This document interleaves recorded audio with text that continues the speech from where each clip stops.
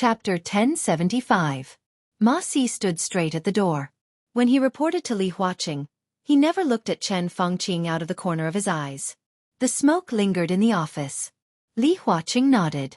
He stood up at the same time and looked at Chen Fengqing. Chen Fengqing also stood up. Li Huaqing thought he was going to leave, but Chen Fengqing said flatly, "Since we are here, we have to see each other." Li Huaqing smiled and said nothing. He got up and walked out of the office. Chen Fengqing followed him expressionlessly, a little behind Li Huaqing by half a body. The hidden dragon sea outside the office was silvery white, and the air was bitterly cold. Standing in front of the office door and looking out, on an arch bridge 100 meters away, Li Tianlan was taking off his gorgeous windbreaker that terrified the whole dark world and putting it on Qin Weibai. The black windbreaker fluttered lazily. Qin Weibai naturally took his arm. Li Huaqing and Chen Fengqing watched in silence, with complicated feelings. 5 years. In less than 6 years, the young couple in sight, or the young couple, completed the identity exchange without anyone realizing. More than 5 years ago, Li Tianlan was 19 and Qin Weibai was 24. At that time, Li Tianlan was a greenhorn, but he was not unknown. With the last remaining light of the Li family, he tried his best to show his edge, but not many people really paid attention to him. That year, Qin Weibai had already taken control of the Samsara Palace. She was the only will of the Samsara Palace when the will of the master of Samsara Palace was silent. She was quiet, low-key, and busy most of the time. The development of Jianghu state, the European continent, America, and the Samsara Palace reflected her will everywhere. It might not be clear, but it always existed. She rarely appeared in any so-called high-end circle, but no one in the real high-end circle would ignore her. She was the goddess in countless people's hearts and the first beauty in Jianghu state. There were countless people who admired her, but few dared to stand in front of her and look directly into her eyes. Wang Xiaoyao of the Wang family of Beihai, Jiang Chenyan of the Jiang family of South America, 2 princes in the European Union, young business tycoons. Those so-called big shots who seemed to have everything, with their family background, strength and elegance, had never received any response from her. She lingered in everyone's most beautiful and dreamy dreams, quiet, beautiful, picturesque, and beautiful. No one knew what was going on with Li Tianlan, or what kind of luck he had. The heir of the Li family? The young heavenly son? These seemingly worthless things at that time did not bring Li Tianlan any honor, but they secretly caused a lot of trouble. At that time, the 19-year-old Li Tianlan was even funny in the eyes of many real bigwigs. At that time Li Tianlan of the mountain, the Li of the Ming of Palace of the world. The perfect goddess appeared beside him, unscrupulously blossoming with astonishing brilliance. In just a few short years, she filled the entire dark world.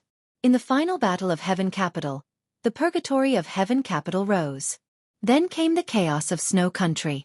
Jianghu State, Snow Country, 5 European countries, Dark Knights, Rothschild, Holy Land, Men in Black, Fantasy World, Jiang family of South America, Shadow Throne. One superpower after another, one country after another, hundreds of thousands of troops. The whole world was in turmoil. Reki City, Mormons. Blood flowed like a river. That was the most bloody and cruel end of the last era. Invincible like grass. The famous experts on the divine and holy list were dying. That was the end of the era. It was not the end.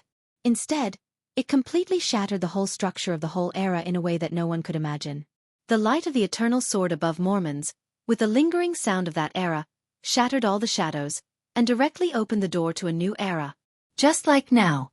The era and sky that belonged to Li Tianlan. The final battle in Beihai might not be the plan of Samsara Palace, nor was it Qin Weibai's doing. But everyone knew very well that when the eternal sword light pierced Wang Tianzong's chest above Mormons, the final battle in Beihai had become inevitable.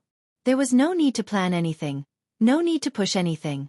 Whether Wang Tianzong was seriously injured or killed, the final battle in Beihai was bound to happen. So the last invincible realm experts of East Island and Holy Land all died in the final battle in Beihai. The Jiang family of South America fell. Most of the forces in the Dark World disappeared. The whole Dark World was in ruins. In the ruins, the dynasty belonging to Emperor Dong's palace was being built. It was clear and ferocious, with its claws and teeth, unstoppable. That year, Li Tianlan was 24 years old. Qin Weibai was 29 years old. In more than 5 years, Li Tianlan had matured, become powerful, and invincible in a flash. Qin Weibai didn't change at all. Time didn't leave any trace on her, but it took away the sharpness that she had never exposed in front of others. Today, she lived in the headquarters of the Lin clan and stood aloof from the world. Beside Li Tianlan, she was gentle and charming. In a trance, it seemed that she no longer had the shadow that stirred up the whole dark world. She was gradually being ignored, and she was willing to do so. But Li Tianlan stood on the top of the world, invincible. The identity and status between the two seemed to have changed a long time ago. But only at this time, when the young couple officially appeared in the Hidden Dragon Sea and stood in front of Li Huaqing and Chen Fangqing, when the well-behaved Qin Weibai and the indifferent Li Tianlan stood together, the impact became particularly strong, like a huge wave, fiercely hitting the consciousness of Li Huaqing and Chen Fangqing. In a trance, Li Tianlan and Qin Weibai had come over. Ma Si coughed. Li Huaqing quickly came to his senses, touched Chen Fangqing, walked down the steps, and reached out to shake hands with Li Tianlan. "Welcome, you two." Qin Weibai stood beside Li Tianlan, smiled gently and quietly, and didn't say anything. "You're welcome, President." Li Tianlan smiled, turned his eyes, and fell on Chen Fangqing. Chen Fangqing stood silently, without reaching out or smiling, just looking at him expressionlessly. "What are you doing here?" Li Tianlan frowned and asked impolitely. "It's just a coincidence," Chen Fangqing said indifferently. The two sides had really shed all pretenses of cordiality, and they would really fight to the death. If it was in public, for the sake of the overall situation, the two might pretend, but in this situation, there was no need for politeness between them. "I'm the Prime Minister of Jianghu State. Isn't it normal to discuss work with the President? But Your Highness, as soon as you arrived in Yuzhou, you can't wait to come to the Hidden Dragon Sea. Your manners are ugly, and it's inevitable that you lose your demeanor. I asked Tianlan to bring me here." Qin Weibai smiled and said softly, "I'm a woman, and I never care about demeanor. I'm just a little curious, and I want to see what the Prime Minister, who has been targeting my man for the past 2 years, will look like now. If I hadn't met you here, I think we would have taken the initiative to visit later. Your current expression, compared with your last expression, should be very interesting." "You!" Chen Fangqing's face turned livid. Qin Weibai's voice was too gentle and too straightforward, so straightforward that even Chen Fangqing felt a little powerless to refute. He was silent for a few seconds, and then said with a gloomy face, "When men talk, when it's a woman's turn to interrupt?" He glanced at Li Tianlan, and still called him with that somewhat harsh title. "Your Highness, you really have a good upbringing." Li Tianlan's eyes narrowed and he said gloomily, "Who do you think you are? How dare you judge my woman?" In the power center of Jianghu State, looking at the Prime Minister of Jianghu State and asking him what he was, this was simply the first time in the world, and it was a humiliation that didn't need to be emphasized too much. Not to mention how Chen Fangqing felt. Even Li Huaqing, who was beside him, felt offended. He was a little unhappy, but he had completely understood Li Tianlan's attitude. Strong, tough. Such an attitude also meant that on the topic of the new group, there were many things that Li Tianlan was not going to leave any room for compromise at all. "You two, enough is enough. We don't meet here to quarrel," Li Huaqing said slowly. "You're right." Li Tianlan nodded. "I just want him to recognize himself. At such an old age, how dare he talk about upbringing here shamelessly? His own precious daughter is nearly 50 years old, and she has 9 lovers outside, 5 of whom are students at school. I have all kinds of high-definition videos of all kinds of information here. How about it, Prime Minister? Do you want me to send you a copy? Or should I make it public on the internet? Upbringing. Do you also know what upbringing is?" "How dare you?" Chen Fangqing growled, and his face was ferocious. A touch of blood and sweetness gushed out of his throat, and he swallowed it down. Tearing. The blood seemed to tear the blood vessels, and he felt cold all over. He had a splitting headache, and his whole head began to become numb in the severe pain. "I will do that," Li Tianlan said lightly. "But after you get out of this position, I will give you an absolutely satisfactory explanation for the 62 people in your Qin family." "Tianlan." Li Huaqing's tone suddenly became a little heavier. "This is Hidden Dragon Sea." His eyes were quiet and dignified, with an obvious warning. Li Tianlan sneered and walked directly up the steps with Qin Weibai. Ma Si bowed slightly and opened the office door respectfully. Li Huaqing took a deep breath, patted Chen Fengqing on the shoulder, and turned back into the office without saying a word. The office door was closed. Chen Fengqing stood silently in the deep cold snow for a long time. The smoke in the office had not dissipated. Li Huaqing turned on the ventilation system, made a new pot of tea, and said with a smile, "It's understandable that the Prime Minister is in a bad mood. Tianlan, there are many times and things that I can't stop you even if I want to. I think the Prime Minister has enough psychological preparation for some results. I'm not going to comment on this, I just want to say, pay attention to the way." Li Tianlan looked down at the gradually boiling tea in front of him, and said in a flat voice, "The way I choose is the most appropriate, and it is what he deserves." Li Huaqing quickly frowned. "What are you going to do?" Li Tianlan raised his eyebrows slightly, and looked a little surprised. "Didn't I just say?" When we were outside. Li Huaqing's movements suddenly stiffened, and even his expression became a little stiff. What Li Tianlan just said? Put the video of Chen Lijuan on the internet? Let all the members of the Chen family die? Li Huaqing pondered and did not speak for a long time. Winner takes all, no matter where it is, this is the truth. As a loser, Chen Fengqing had nothing to say. His life and death were already destined. Li Huaqing could accept it, and he could also accept the disappearance of some core members of the Chen family. But Li Tianlan's meaning was very clear. He was not going to let Chen Fengqing, the whole Chen family, and he was not going to leave any leeway. If the Chen family ended up extremely miserable, it would cause extremely strong turbulence in the whole Jianghu state, and others would inevitably feel sad. What Li Huaqing wanted was stability, and such a situation was not what he wanted to see. Tianlan, the Prime Minister did do something wrong, but after all, the others are innocent. Li Huaqing looked at Li Tianlan and said slowly, "Everyone is qualified to say that they are innocent, but Chen Fengqing is not." Li Tianlan said faintly, "The termination plan? Oh, she has already left Beihai and me, and now no one knows where she is." When Chen Fengqing started the termination plan, did he not consider the innocent?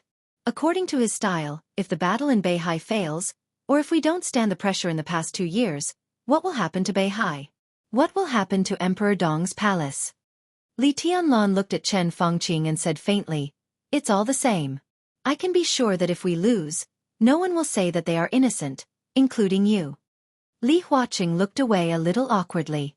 It was undeniable that even in Li Huaqing's heart, he also hoped that Chen Fengqing could completely break up the Wang family of Beihai and then completely suppress Emperor Dong's palace. None of them wanted to see Beihai continue to develop, and no one was willing to see the rise of a new group. Chen Fengqing was like this, and so was Li Huaqing. Li Tianlan could have power, but in their expectations, absorbing Emperor Dong's palace before the Flourishing Age Fund was already the limit of their tolerance.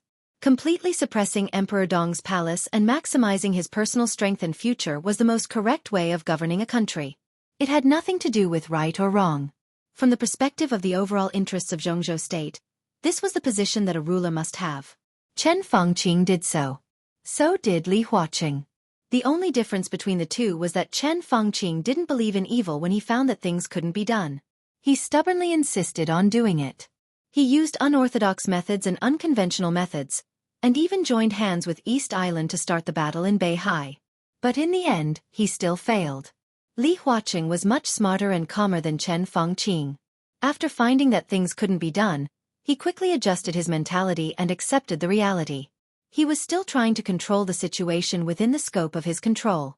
Now the academics were cooperating with Li Tianlan and the new group, and they were also competing with the new group. At this level, friends and enemies were no longer pure. The relationship between them had been changing subtly, but one thing was certain. Li Huaqing wouldn't have a good impression of Li Tianlan, and Li Tianlan would have the same impression of Li Huaqing. If we lose, what will happen? Li Tianlan asked softly. He didn't wait for Li Huaqing to speak and continued, "I will die, Wang Xianxia will die. The Wang family of Beihai and Emperor Dong's palace will be shattered. My women, my brothers, my supporters, none of them will have a good end, and neither will their families. They will die in all kinds of accidents, in prison, in hospitals, and more people will die. The Southeast Group, the Giant Group, the North Group, the Flourishing Age Fund. How many people are there? Have you counted? If there is such a time. Li Tianlan looked at Li Huaqing, and his eyes were as sharp as knives.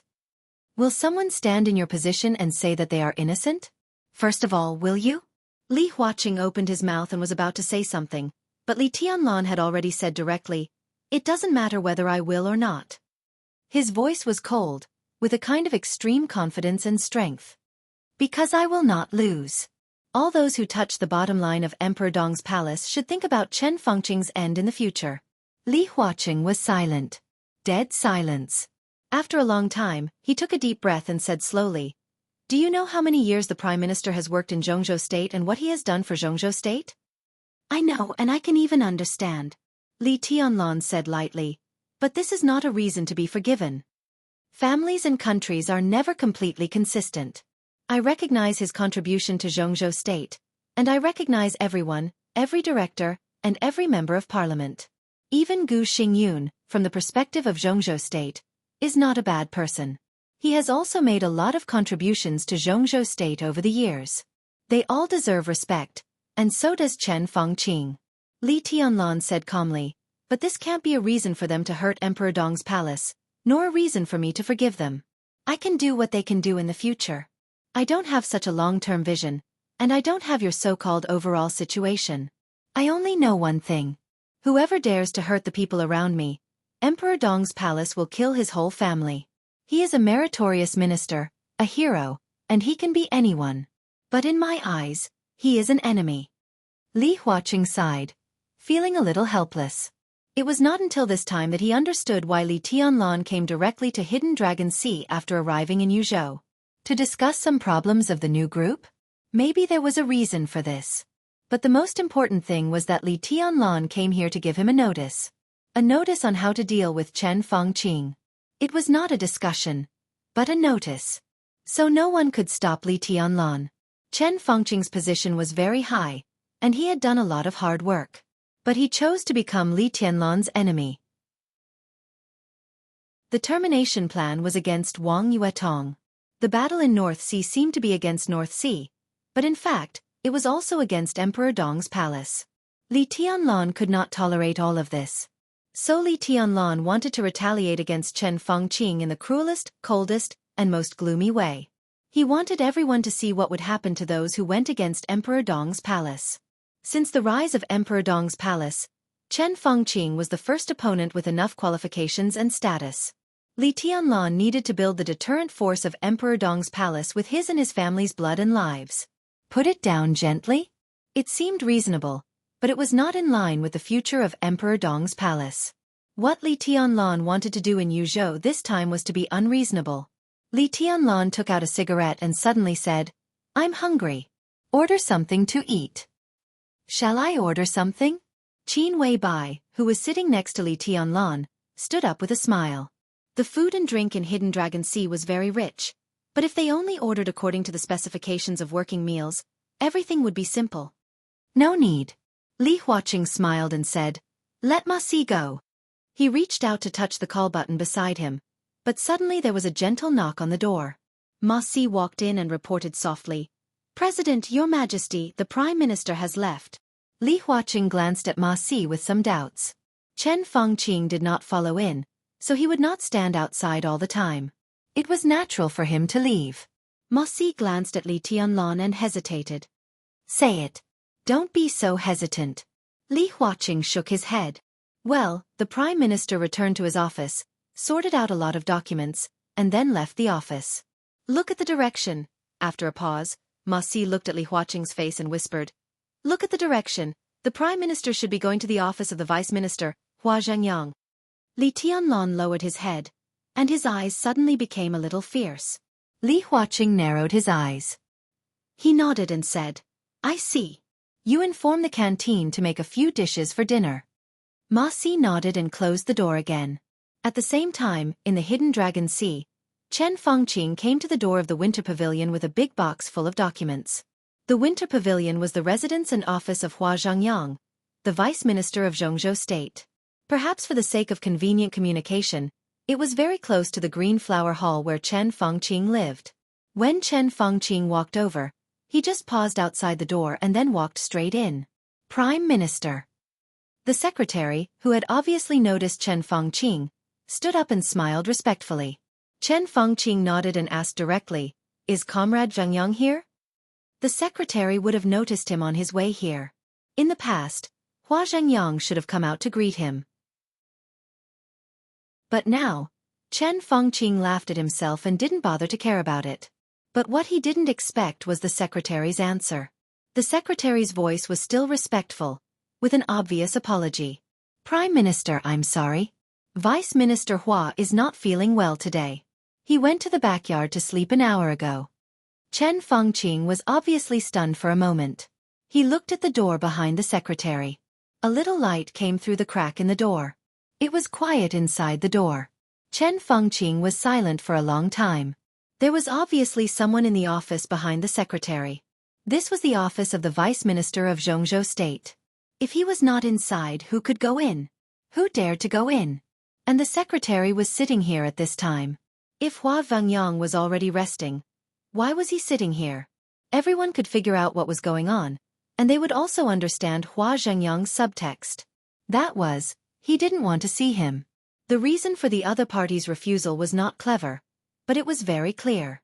Chen Fengqing spoke slowly and emphasized again, "It's a very important matter." "I'm sorry, Prime Minister. Vice Minister Hua is really not feeling well today. How about another day?" The apology on the secretary's face became more obvious. Chen Fengqing glanced at the closed door again, nodded, and said, "Got it." Then he turned and left the winter pavilion without looking back. The secretary saw him out and watched his figure go away in the night and snow. He took out his mobile phone and made a call, seemingly to call the driver. The secretary let out a sigh of relief, turned back, and gently pushed the office door open. "Vice Minister, the Prime Minister has left," the secretary said softly. Hua Zhengyang stood in the office and was practicing calligraphy. When he heard the words, he paused for a moment. A drop of ink fell from the tip of the brush onto the snow-white rice paper, leaving a dark stain. "I see. The brush fell," Hua Zhengyang said calmly. Chen Fengqing walked back to Qinghua Hall again. The black Hongqi car was parked in front of the door. The driver stood in front of the door, watched Chen Fengqing come over with a box, and gently opened the door for him. Chen Fengqing sat in the car, patted the box, and closed his eyes. "Prime Minister, where to?" the driver asked as he started the car. After a moment of silence, Chen Fengqing said lightly, "To Building 11 of Dragon Lake Park." Building 11 of Dragon Lake Park. The driver was obviously stunned for a moment. He seemed to be a little suspicious, and repeated again, "Building 11? Chen Fengqing closed his eyes and said softly, "Yes." Chapter 1076. The black red flag slowly drove out of the hidden Dragon Sea in the night. Yuzhou City was brightly lit. The gorgeous light shone in the closed car, which was a little hazy and psychedelic. The driver, Old Gao, drove the car steadily. From time to time, he quickly glanced at Chen Fengqing, who was sitting in the back row with his eyes closed. Old Gao's heart was in turmoil. He was a little uneasy, a little excited, and a little hesitant. No matter what, the chauffeur of the leader could see the situation better than most people. Who the leader was talking to, how the mood was after the conversation, and even what they were talking about. From these, it was easy for the chauffeur to infer some things and roughly understand the invisible but distinct barriers between the major groups. Chen Fengqing was in a very difficult situation these days. Old Gao saw all of this. It was not easy to be a leader, and all aspects would also affect the people around him. Old Gao also suffered a lot during this time. Because of this, he felt a little incredible about the destination of Chen Fengqing's trip. Building number 11 in Dragon Lake Park. In Old Gao's mind, Chen Fengqing might go anywhere now, but he would not go to building number 11 in any case, and he should not go there. Dragon Lake Park was not too far from the hidden Dragon Sea, and it was not open to the public. In the huge park, dozens of villas were sporadically dotted among the green mountains and rivers. They were the residences specially built by Jianghu State for the sitting MPs, retired MPs, state advisors, and other leaders of Jianghu State. Building number 11 was Villa number 11. The owner of this place was not close to Chen Fengqing at all. In the current situation, he could even be said to be an enemy. This was the residence of Wu Zhengmin, a member of Jianghu state and the deputy prime minister of the cabinet. It was said that he was the firmest supporter of the young emperor of Tiannan. Many policies implemented in recent years were obviously taken care of Tiannan. Most of the support in funds and resources was handled by him. It was said that the young emperor of Tiannan had already established a new group. After the election, Wu Zhengmin, who should have retired due to his age, would continue to wield even more power. He might even become a director. If that was the case, he would become the supreme leader and flag-bearer of the new group. In any case, the leader sitting in the back row would not be a friend of Wu Zhengmin. What is the prime minister doing here so late? Old Gao thought silently. The red flag passed through the brilliant lights and gradually approached the heavily guarded Dragon Lake Park. After passing the checkpoint and showing their identification, the car went up the winding and smooth road. In the back of the car, Chen Fengqing opened his eyes and wound down the window. The chilly night wind poured into the car, blowing up Chen Fengqing's grizzled hair. The persistent headache began to subside, and his consciousness also became clearer. Wu Zhengmin. He silently thought about this person, and the memories in his mind were more than most of the others. Scenes after scenes flashed through his mind. Chen Fengqing grabbed the box beside him and took a deep breath. The headache became more and more intense. However, he had completely calmed down. The car stopped in front of Villa 11. The villa was lit up. Wu Zhengmin, who was older than Chen Fengqing but looked more energetic, was already standing at the door, welcoming them with a smile. The most praiseworthy thing about Wu Zhengmin was that he abided by the rules, but it was also the most troublesome thing about him. The Li family had been desolate for more than 20 years, and he had defended Xianxia alone until Li Tianlan appeared. Xianxia could be regarded as the base camp of the Li family. Such persistence had an absolute relationship with his absolutely stable style of doing things and excellent personal integrity. For so many years, Wu Zhengmin was either radical or conservative, strong or conciliatory. Every time, he was reasonable and well-founded. He and Li Tianlan were of different ages and styles of doing things. Li Tianlan could point to Chen Fengqing and ask him what he was, which was young and aggressive. However, no matter what kind of opponent Wu Zhengmin faced, he would correct his attitude and be calm. The car stopped beside the street lamp in front of the door. Wu Zhengmin, who was ready to rest, had changed his clothes. He took the initiative to take 2 steps and shook hands with Chen Fengqing, who got out of the car. There was no contempt or sarcasm in his smile, and he said in a gentle voice, "Hello, Prime Minister." Chen Fengqing shook Wu Zhengmin's hand hard and did not respond to the somewhat condescending comrade Wu Zhengmin. He looked at the old man in front of him who was 6 years older than him, and his eyes were a little dazed. Perhaps there was no hope of looking forward, so at this moment, his mind was flashing with all kinds of past. "Speaker Wu, you are old," Chen Fengqing said softly, and then smiled. "I am also old."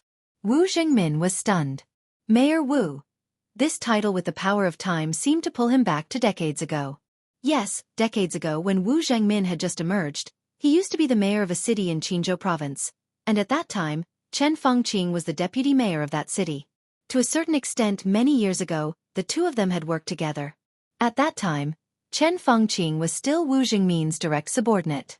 Just like now, the two of them were both in the cabinet, but their positions had been swapped, and Chen Fengqing was walking in front. Wu Zhengmin's eyes were obviously filled with memories. Decades ago, about 40 years ago, although he had already emerged at that time, he had not really received the attention of the Southeast group. At that time, Chen Fengqing did not have any obvious traces of the group. At that time, it was the time when Wu Zhengmin was in high spirits. Chen Fengqing was young, capable, bold, far-sighted, and down-to-earth in doing things. Soon, he attracted Wu Zhengmin's attention, and he was recommended to the provincial council, and he was appointed as the deputy mayor of that city. At that time, the two of them could be said to work together extremely well. However, in private, the two of them were obviously not slick people, so their personal relationship was not good. With the assistance of Chen Fengqing, Wu Zhengmin's work was very smooth. He sorted out the work of the municipal government, and then began the bold construction reform. It was from that time that Wu Zhengmin officially came into the sight of the Southeast group. Shortly after Li Honghe came down for an inspection, Wu Zhengmin became the speaker from the mayor, and Chen Fengqing directly became the mayor from the deputy mayor of the council. The usual phenomenon that the first and second leaders had their own thoughts did not happen. The two of them still worked together and shone in their respective fields. At that time, Jianghu province was different from what it was now. Today, Jianghu was already the backyard of the giant group, but at that time, Jianghu was in the intertwined situation of the giant group, the southeast group and the prince group.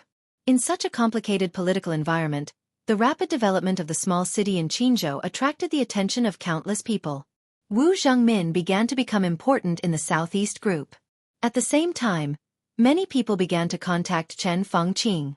People from the southeast group, the giant group, and the prince group all contacted him. However, there was an unspoken rule that could not be regarded as a rule. It had always existed in Jianghu state, from the country to the provinces, and from the cities and counties. The focus of this election was Wen Siyuan and Hua Zhengyang. Hua Zhengyang's biggest disadvantage was Li Huaqing. Li Huaqing was the president and came from the academics. So many people did not want to see Hua Zhengyang, who also came from the academics, become the prime minister of Jianghu state. This was a good thing for the academy, but for others, it was a real scruple. The first and second leaders were completely in the same position and were highly consistent. Most people did not want to see such a strong force. As for each province, except for those like Northeast, Beihai, Xianxia, Tianfu and Zhongyuan, which were the backyard of the major groups to cultivate their own talents, in most provinces, the speaker and the governor would not come from the same group. Each of the major groups had their own forces in different provinces. Some groups had a great advantage in terms of power, so that province would become their backyard in the conventional sense. However, there would always be different voices and different standpoints. Other than some core foundational provinces, there was no province that truly only had one kind of power. It was the same for the provinces and the cities and counties. In those days, the three major groups had contact with Chen Fengqing. At that time, the Li family and the Wang family of Beihai were still in the same boat. It was no exaggeration to say that the southeast group was Chen Fengqing's best choice at that time. Further, the olive branch of the southeast group was what Chen Fengqing desired the most. But he finally chose the prince group. The reason? The main reason was for the hidden rule. Or, it was for more than 6 million people in the 3 districts and 11 counties of that city. If he had chosen the southeast group, then Wu Zhengmin and himself, who were also from the southeast group, would inevitably be transferred away in the near future. Judging from the situation in Jianghu at that time, those who could go to that city to partner with him or Wu Zhengmin did not agree with their idea of developing the city. But the foundation of that city had been laid. The curve of the city finance was like a roller coaster, with big profits and big profits. All kinds of investments bloomed everywhere.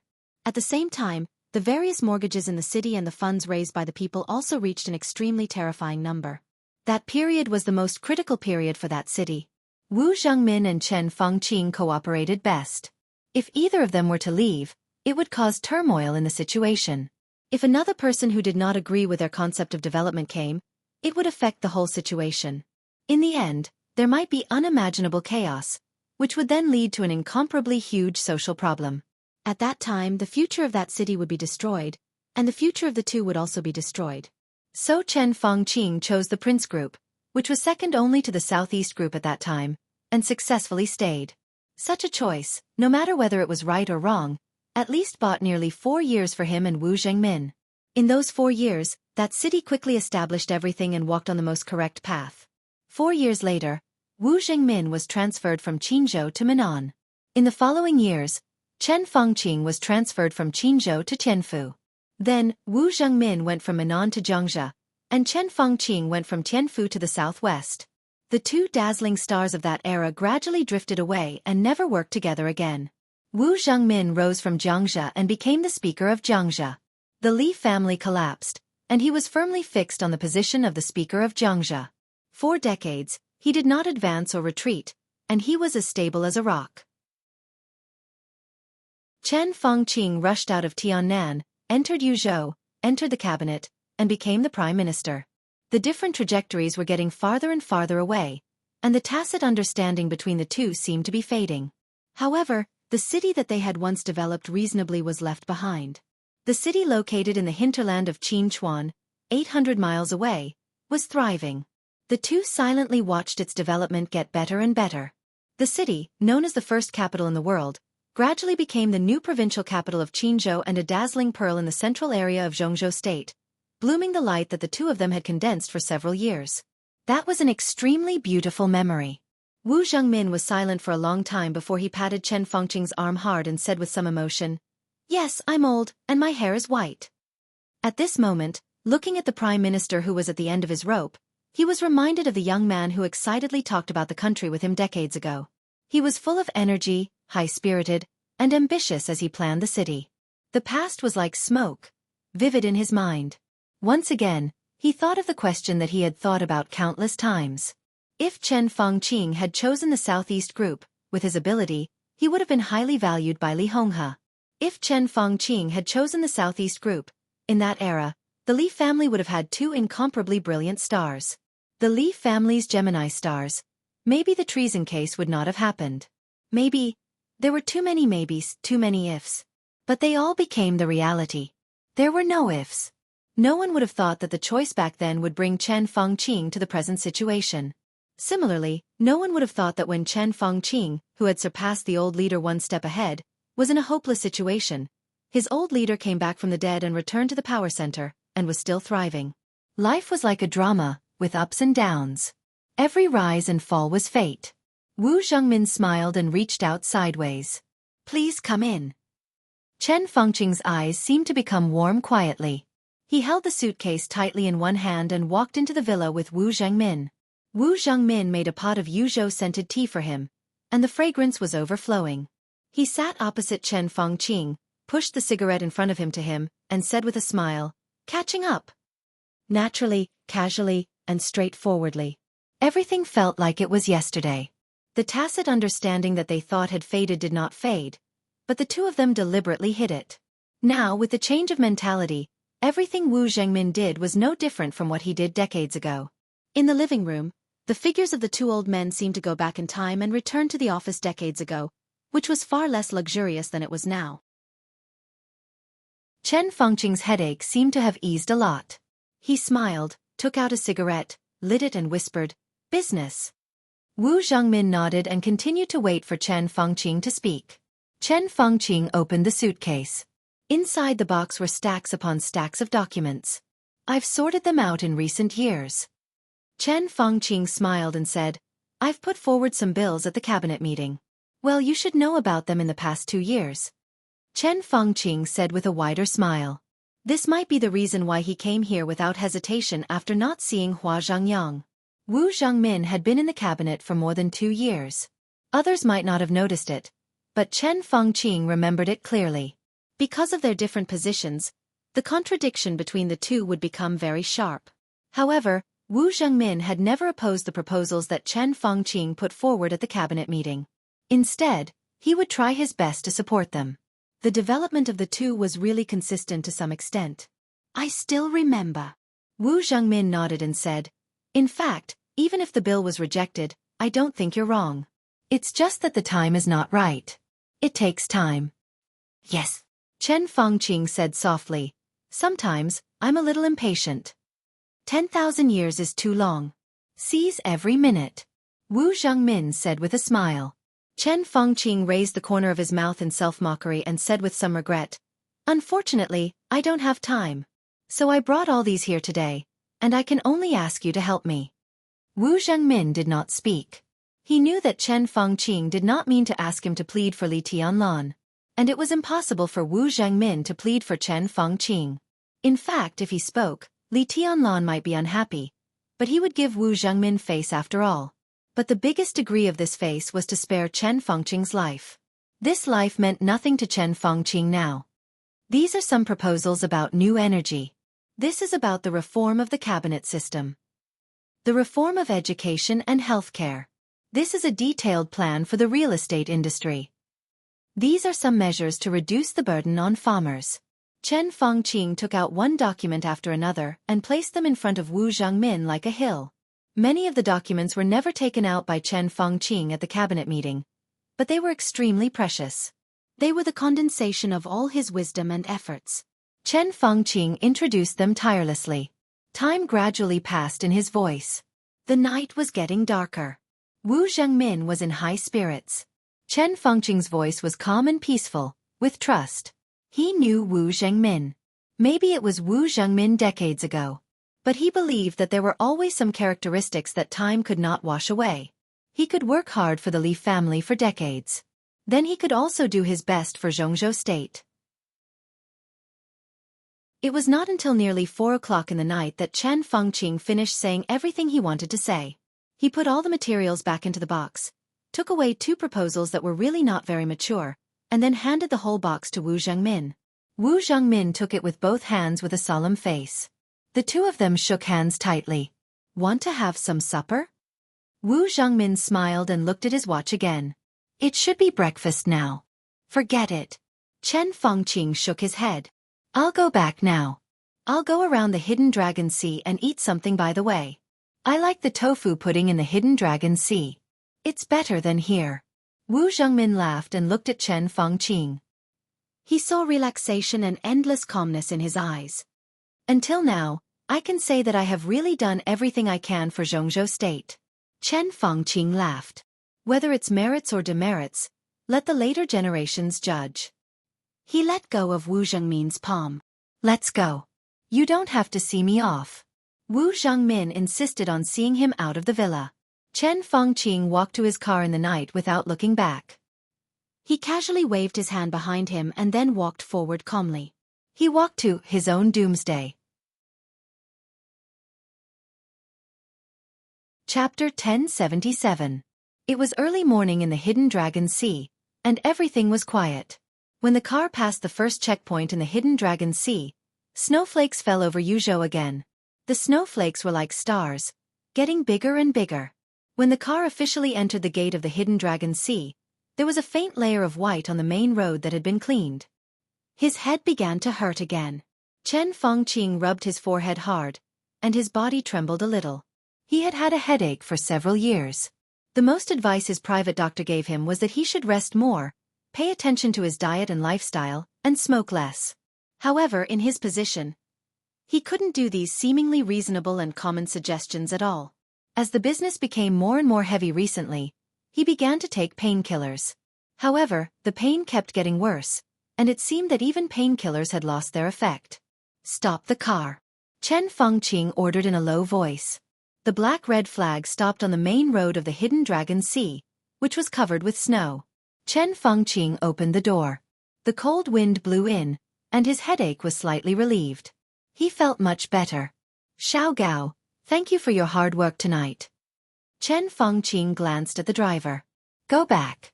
I'll take a walk outside and wake up. His voice was a little weak. The driver, old Gao, glanced at him worriedly. Chen Fengqing got out of the car and waved at old Gao again. He was very persistent. Old Gao nodded and didn't say anything. The red flag slowly moved away from Chen Fengqing. The boundless cold and the messy snow completely surrounded Chen Fengqing. In the winter morning of Yuzhou, it was very late. As the car left, there were only cold streetlights and flying snow in front of Chen Fengqing. He stood in the faint light for a long time before he walked slowly on the snow, looking a little bleak and lonely. Chen Fengqing wandered aimlessly. Chen Fengqing chatted with Wu Zhengmin for nearly a night and talked about a lot of things. He talked about the macroscopic general direction, the subtle regulation, and various fields of Jianghu state. Chen Fengqing told him everything he knew. The fields he thought about were the fields that Jianghu state needed to change at present. In other words, after he handed those things over to Wu Zhengmin, some of them would soon come in handy. There were a few new policies that needed to be implemented urgently. However, the situation before the election was chaotic, and Chen Fengqing was in an extremely passive situation, so he had no choice but to suppress it. Now that those things were handed over to Wu Zhengmin, he believed that Wu Zhengmin would be able to use them very soon. His position was basically set in stone, and there was not much competitive pressure. Naturally, no one would deliberately become enemies with him. There was no need to wait for the election. At the next cabinet meeting, he would have a high chance of passing if he proposed it. By the time those policies were truly effective, Chen Fengqing would have long been deliberately forgotten. Those things would naturally become Wu Zhengmin's resources and achievements, and then reputation. He originally planned to give this reputation to Hua Zhangyang to help him, but now, Chen Fengqing shook his head. His heart seemed to have truly relaxed. The cold wind whistled around him, and the speed at which his headache subsided was increasing. All the burdens had been completely removed overnight. He began to face his own fate with an incomparably calm attitude, facing his own life and death. Really, there was nothing else that he needed to do. He told himself this with certainty. In the last years of his political life, this chapter is not over. Please turn the page. He mobilized countless resources and paid most of the chips to do one more thing for Jianghu state, but he reaped an extremely tragic failure. He was unwilling, confused, disappointed, angry, and even afraid. But everything was a foregone conclusion. He handed over the future plan of Jianghu state, which was his last political wealth. The coordination between the academics and the prince group in the future would mainly be done by Guo Wentian. The only thing he needed to do was to find a suitable opportunity to express his attitude in the next few days. It was an attitude that was better than silence, but it wasn't that much better. It was dispensable. Next, it was time for him to retire early. Retirement, then waiting for the butcher's knife of Emperor Dong's palace, and then death. Chen Fengqing walked silently in the Hidden Dragon Sea at night, bathed in the wind and snow. This place was called Hidden Dragon Sea. However, the so-called Hidden Dragon Sea and Dragon Sea were just a lake. The lake water had been frozen in the winter of Yuzhou province and was covered with snow, which looked as soft as a piece of snow-white silk. Most of the trees around the lake had withered, and the dry branches were swaying in the wind and snow. The still lush pines and cypresses were covered with snow, which looked a little unreal. Chen Fengqing walked almost all over the Hidden Dragon Sea along the shore of the lake. The conference room, the big conference room, the golden autumn garden, the cold winter pavilion, the purple light platform. For 10 years, to be exact, 15 years, every inch of land here had his memories. Chen Fengqing walked very slowly, as if he was carefully measuring the power center of Jianghu state. His footsteps crunched in the thicker and thicker snow. His eyes were calm, with a touch of faint but extremely dignified affection. The footprints on the shore of the lake were connected. The sky of Yuzhou was still dark. The cold lights were shining, and the world was silent. Chen Fengqing's figure walked into the small restaurant that was open 24 hours a day in the Hidden Dragon Sea. His face was a little pale because of walking outside for a long time. Sitting in the chair, he trembled slightly. It took him 3 or 4 minutes to dispel the chill on his body. "Good morning, Prime Minister." The young staff trotted over with real respect and said with a smile, "What would you like to eat?" "Still the same?"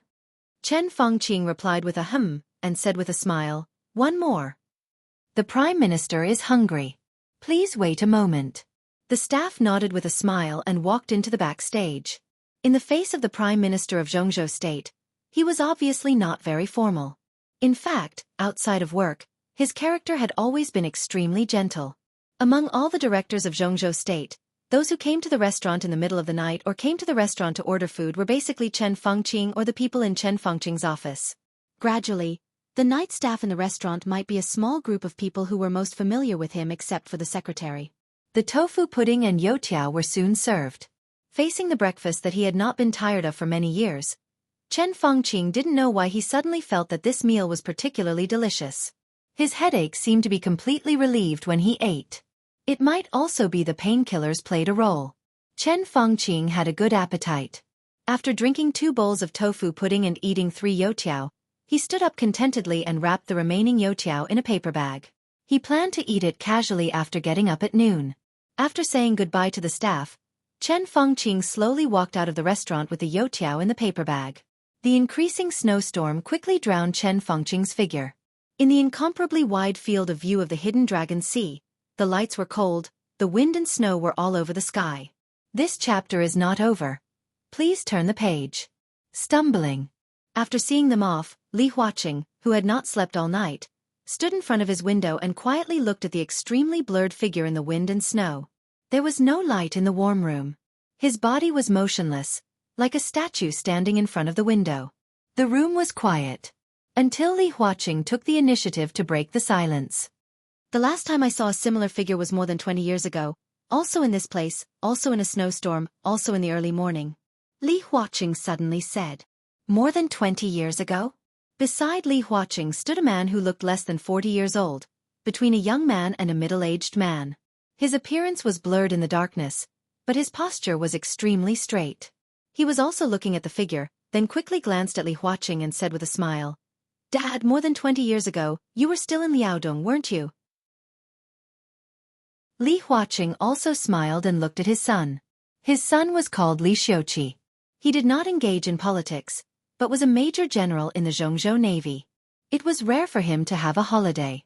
Soon after Li Tianlan left, he returned to the Hidden Dragon Sea.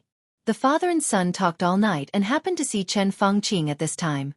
"Maybe it's a coincidence," Li Huaqing whispered. "More than 20 years ago, I was the deputy governor of Liaodong. At that time, I had a meeting in Yuzhou. Prime Minister Chen was very interested in some of my views and asked me to stay in the Hidden Dragon Sea to talk all night. About this time, I saw the picture of Senior Li leaving the Hidden Dragon Sea in Qinghua Hall. I still remember that at that time, Chen bowed deeply to Senior Li's back, and then he told me that an era was over." Li Xiuqi was in a daze. He knew who the Chen Xiang his father was talking about was. Although the old man was from the Southeast Group, to a certain extent, Li Huaqing was indebted to him. Before Chen Xiang died, Li Huaqing would basically visit him on New Year's Eve, even after he became the president. And Senior Li. He was probably Li Honghe, the war god of Zhongzhou State more than 20 years ago. In the past 15 years, from the vice president to the president, I've seen a lot of people leave and seen a lot of people's backs. Some were lonely, some were reluctant, some were regretful, some were guilty, some were relaxed. Li Huaqing shook his head. But the thing that left the deepest impression on me was still old Li's back that year. The unprecedented failure that caught him off guard, the end of the road, the end of the road. He had some regrets, but he still had the freedom to let go of everything. There was an obvious light of memory in his eyes. That back, I want to call it wisdom. Li Huaqing laughed at himself and said, "I thought I couldn't see it, but today." Chen Fengqing's back became more and more blurred in the wind and snow. "I saw it again." Li Huaqing murmured to himself. Li Xiuqi hesitated and whispered, "I heard that the Prime Minister had the opportunity to join the Southeast Group, and even Senior Li met the Prime Minister in person. If? How can there be so many if?" Li Huaqing shook his head slightly. He and Wu Zhengmin didn't let Qinzhou down. It sounded like half a sentence. But it was the most complete sentence. Because there was no need to say the second half of the sentence. Chen Fengqing's back completely disappeared from sight. Li Huaqing looked at his watch, walked behind his desk, picked up the phone, and dialed Hua Zhengyang's number. While waiting for the phone to be connected, he looked at the wind and snow sweeping the world outside the window again and whispered, "It's all over." End of this chapter. Chapter 1078. By the time Hua Zhengyang arrived at the Golden Autumn Pavilion, there was already a faint light in the sky. He carried 2 portions of breakfast, shook off the snow on his body, and laughed heartily. "President, these are freshly cooked buns. Do you want to try them?" Li Huaqing smiled and nodded.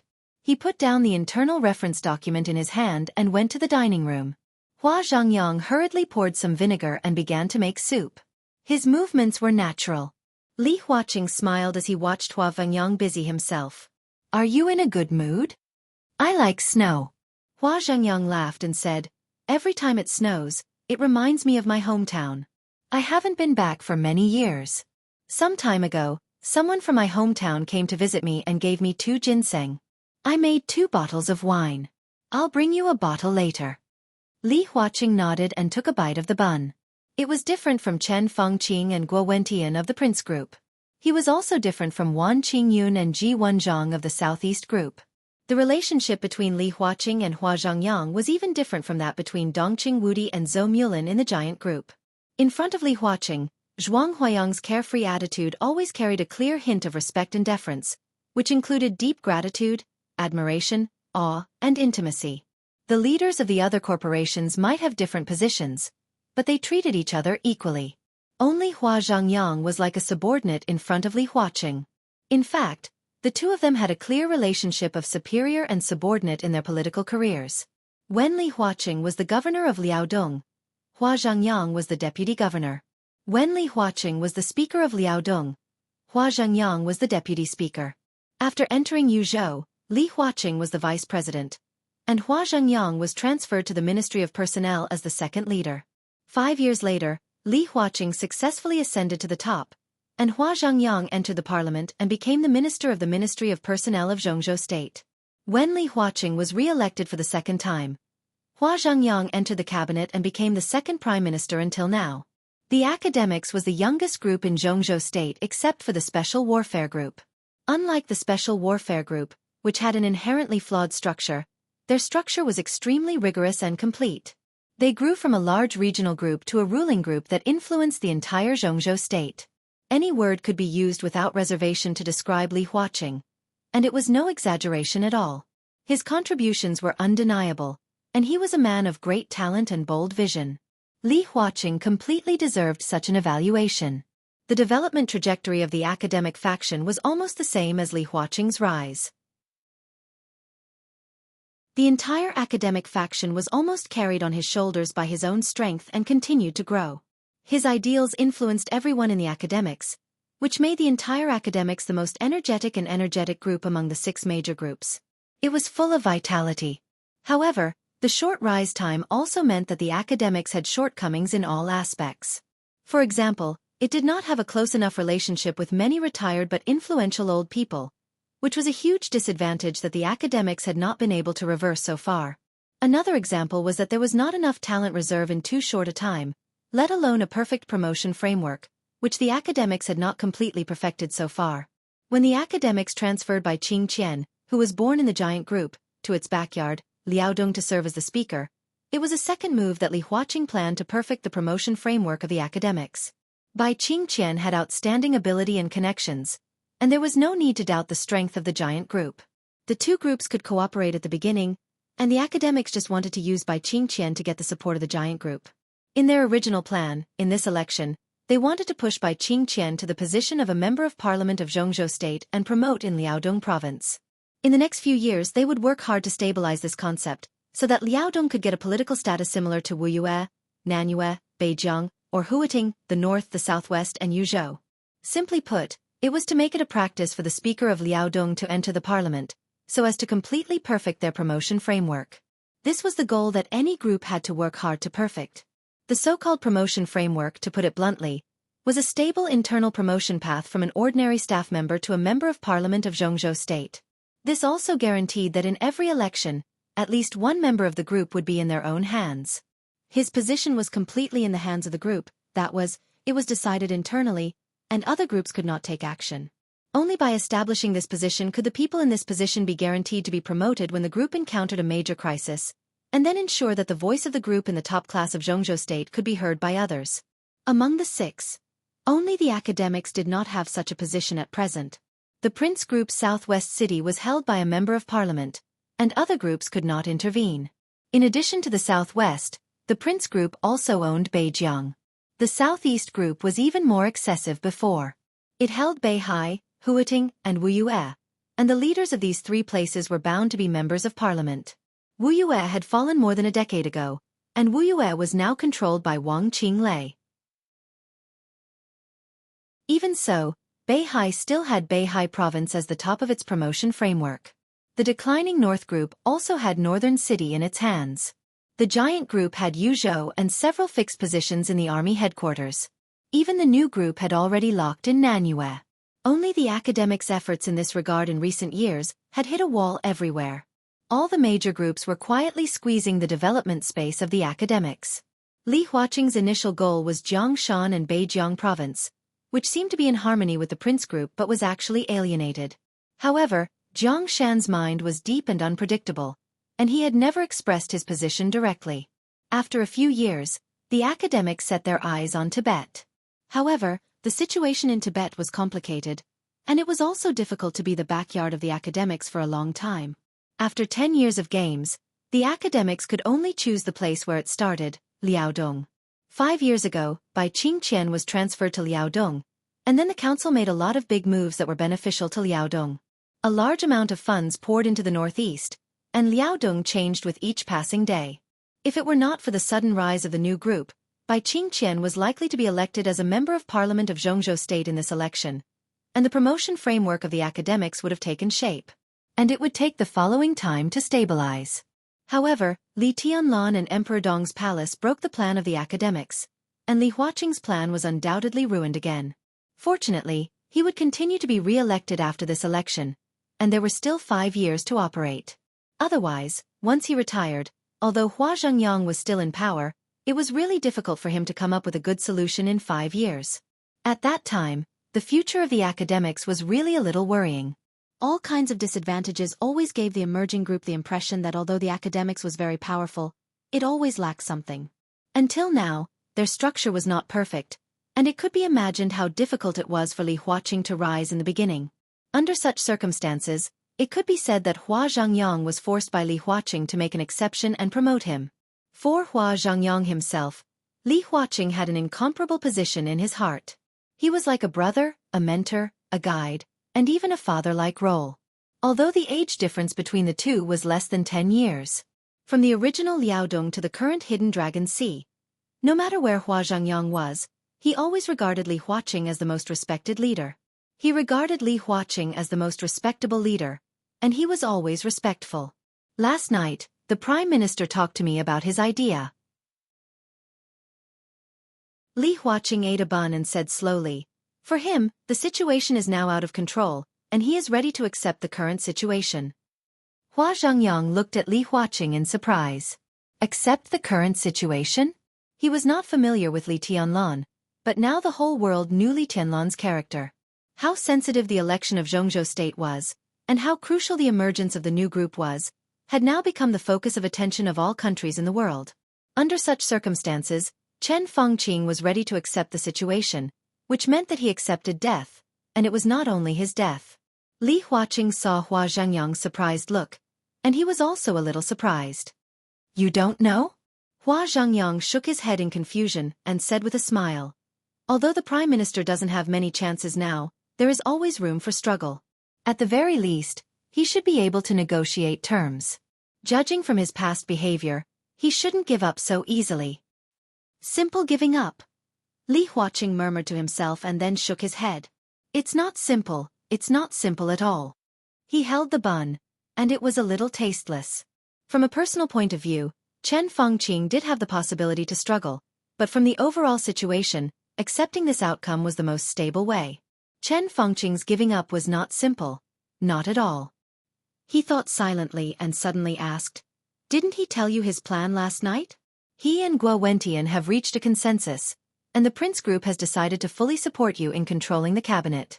What did you talk about last night? Hua Zhengyang's hand holding the soybean milk suddenly froze in place. His expression completely froze in an instant. His thoughts seemed to go back to a few hours ago. At that time, he was practicing handwriting in his office. And Chen Fengqing was standing outside, wanting to meet him. How did he get the secretary to respond? There was a clear trace of embarrassment on Hua Zhengyang's face. He finally realized that something was wrong. What's wrong? Li Huaqing looked at him and asked. He received the news last night that Chen Fengqing went to see Hua Zhengyang, but at that time, Li Tianlan and Qin Weibai were still there. Li Huaqing had no time to care about the conversation over there and subconsciously ignored the question. Didn't he go to see you last night? What did you talk about? Li Huaqing asked again. Hua Zhengyang opened his mouth and finally couldn't help but smile bitterly. I didn't see him last night. Silence. Li Huaqing was completely silent. He looked at Hua Zhengyang and didn't speak for a long time. He knew what kind of person Hua Zhengyang was, so he didn't need to ask the reason to know why Hua Zhengyang didn't want to see him. Chen Fengqing didn't appear in the Hidden Dragon Sea until morning, which meant that after not seeing Hua Zhengyang, Chen Fengqing went to see someone else. Who? Who else could he find? The cabinet was now the top structure, with 1 prime minister, 1 deputy prime minister, and 3 deputy prime ministers. After this election, Chen Fengqing would not stay, and 2 of the 3 deputy prime ministers would also retire. Hua Zhengyang didn't see Chen Fengqing, so there was only one person Chen Fengqing had to see. Deputy Prime Minister Wu Zhengmin. Li Huaqing put down the steamed bun in his hand and said softly, Did he go to Zhengmin's place last night? Hua Zhengyang also thought of this problem. His face changed, and he looked a little embarrassed. Zhengyang, don't be silly. Li Huaqing shook his head in disappointment. No matter what, there will always be a boundary between you and him. But why? He shook his head halfway and said, What are you worried about? Hua Zhengyang became more and more embarrassed, and he didn't say anything. After a long silence, his face suddenly changed slightly, and he said softly, "President, he went to see Deputy Prime Minister Wu Zhengmin. Is it you?" Li Huaqing shook his head slightly. "Don't worry about this. He's a little old. In this election, he already has the support of the new group, so he won't be a threat to you. The Prime Minister won't choose to support him, and he doesn't have that position. However, I believe that since they have met, there must be some meaning to this meeting. I'm not worried about Deputy Prime Minister Wu," Hua Fangyang said with a wry smile. Li Huaqing still looked calm, and he said quietly, "If he chooses to support Wen Siyuan, then he should go to Wang Qingyun, Ji Wenzhang, or Yi Dongxing. He shouldn't go to Wu Zhengmin." Hua Zhengyang thought about it, and his face softened a little. He took a sip of soy milk, hesitated, and said softly, "Should I go to visit him now?" Li Huaqing glanced at him and nodded. "You have to go, but now?" He shook his head. "He should be resting now. You can go and have a look in the afternoon. You don't have to explain anything. Just go there." Hua Zhengyang was a little relieved, and he nodded with a smile. In the blue flower hall that the two of them couldn't see, Chen Fengqing didn't rest, but he didn't work either. He didn't return to his office. Instead, he went to the backyard of the blue flower hall and sat down on his bed. He just sat there, silent, and through the opened curtains, he stared blankly at the hazy light outside the window. He began to recall his life, which had lasted for 71 years. He was born in a family that wasn't very prominent. He was from the north, but he grew up in the south. When he was born, his father was the deputy director of a small county in the south. It wasn't a big position, but he still had some power in his hands. Therefore, Chen Fengqing's childhood was very stable. He didn't wander from place to place, had no hardships, and had never been bullied. When he was a teenager, his father, who was very ambitious but also tried his best to protect the family, became the director of that small county. His rank was from the deputy section to the deputy director. Chen Fengqing walked out of the county and was admitted to the best middle school in their city with his own grades. At that time and age, a father of a deputy county was obviously not a status worth showing off in the eyes of an inexperienced teenager. Chen Fengqing didn't show off, nor did he seem to be rebellious. Until now, he still felt that he was most fortunate to have met the best and most understanding teachers in middle school, so that he always had excellent grades in the 3 years of middle school. When he was in high school, Chen Fengqing's father was transferred from the county to the city as the deputy mayor and barely became a director of the city. It seemed like a promotion, but in fact, it was the result of a compromise after losing the competition. Chen Fengqing was admitted to the best high school in their province and left the city. His parents took out all their savings and bought a house in that city, which was ridiculously expensive because of education. His mother also moved there, just to take care of him in school. He learned to grow. His father's career didn't make any progress in high school. When he graduated from high school, he was admitted to one of the best universities in Jianghu at that time with excellent grades. At that time, his father was in a semi-retired state because of a serious liver disease. In his memory, his father's face was weathered and his sideburns were white. He spent most of his life in an official career. Chen Fengqing seemed to have never seen him in high spirits. All he saw was his father's increasingly haggard body and his stooped body. Chen Fengqing was 19 years old that year. On the day he got the university admission notice, Chen Fengqing swore in his heart that after graduation, he would buy a house for his parents in Beihai and let them live in the best environment. He applied to Beihai University in Zhengzhou. Yes, Beihai University. The Wang family of Beihai. Beihai of Beihai Province. Perhaps because of his father's influence, Chen Fengqing had decided on his future path since he was in high school. He wanted to follow his father's path and reach a high position. He wanted to use his own thoughts to change many people and many things. So he chose Beihai University. This was one of the best universities in Zhengzhou State. It might not be as popular as Huaqing University and Yuzhou University, but in the international ranking, Yuzhou University was slightly higher than Beihai University. But in the field of politics, even in the whole Zhengzhou State, no university could beat Beihai University. The philosophy of Beihai University focused on ideas, humanities, and politics. In the more than 500 years since the founding of Zhengzhou State, Beihai University had produced 3 presidents of Xianxia State, 11 prime ministers of Xianxia State, more than 20 vice ministers of Xianxia State, and hundreds of Xianxia State parliamentarians. This was a prominent university, a university that influenced the political trend of the whole Xianxia State. It was known as the Oxford of the East. The current directors of Xianxia State, Dongqing Wudi, Hua Zhengyang, Wan Qingyun, and Bai Qingqian, who was about to become a parliamentarian, all graduated from Beihai University. Many years ago, it was Chen Fengqing's dream school.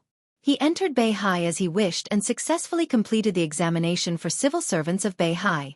The civil servants of Beihai had the best welfare in the world. Every civil servant would be assigned a house of at least 80 square meters in Beihai. But Chen Fengqing finally chose to return to his hometown. His parents refused Chen Fengqing's request to settle down in Beihai. In his father's words, Beihai was good, but home was better. That was the first time he passed by Beihai.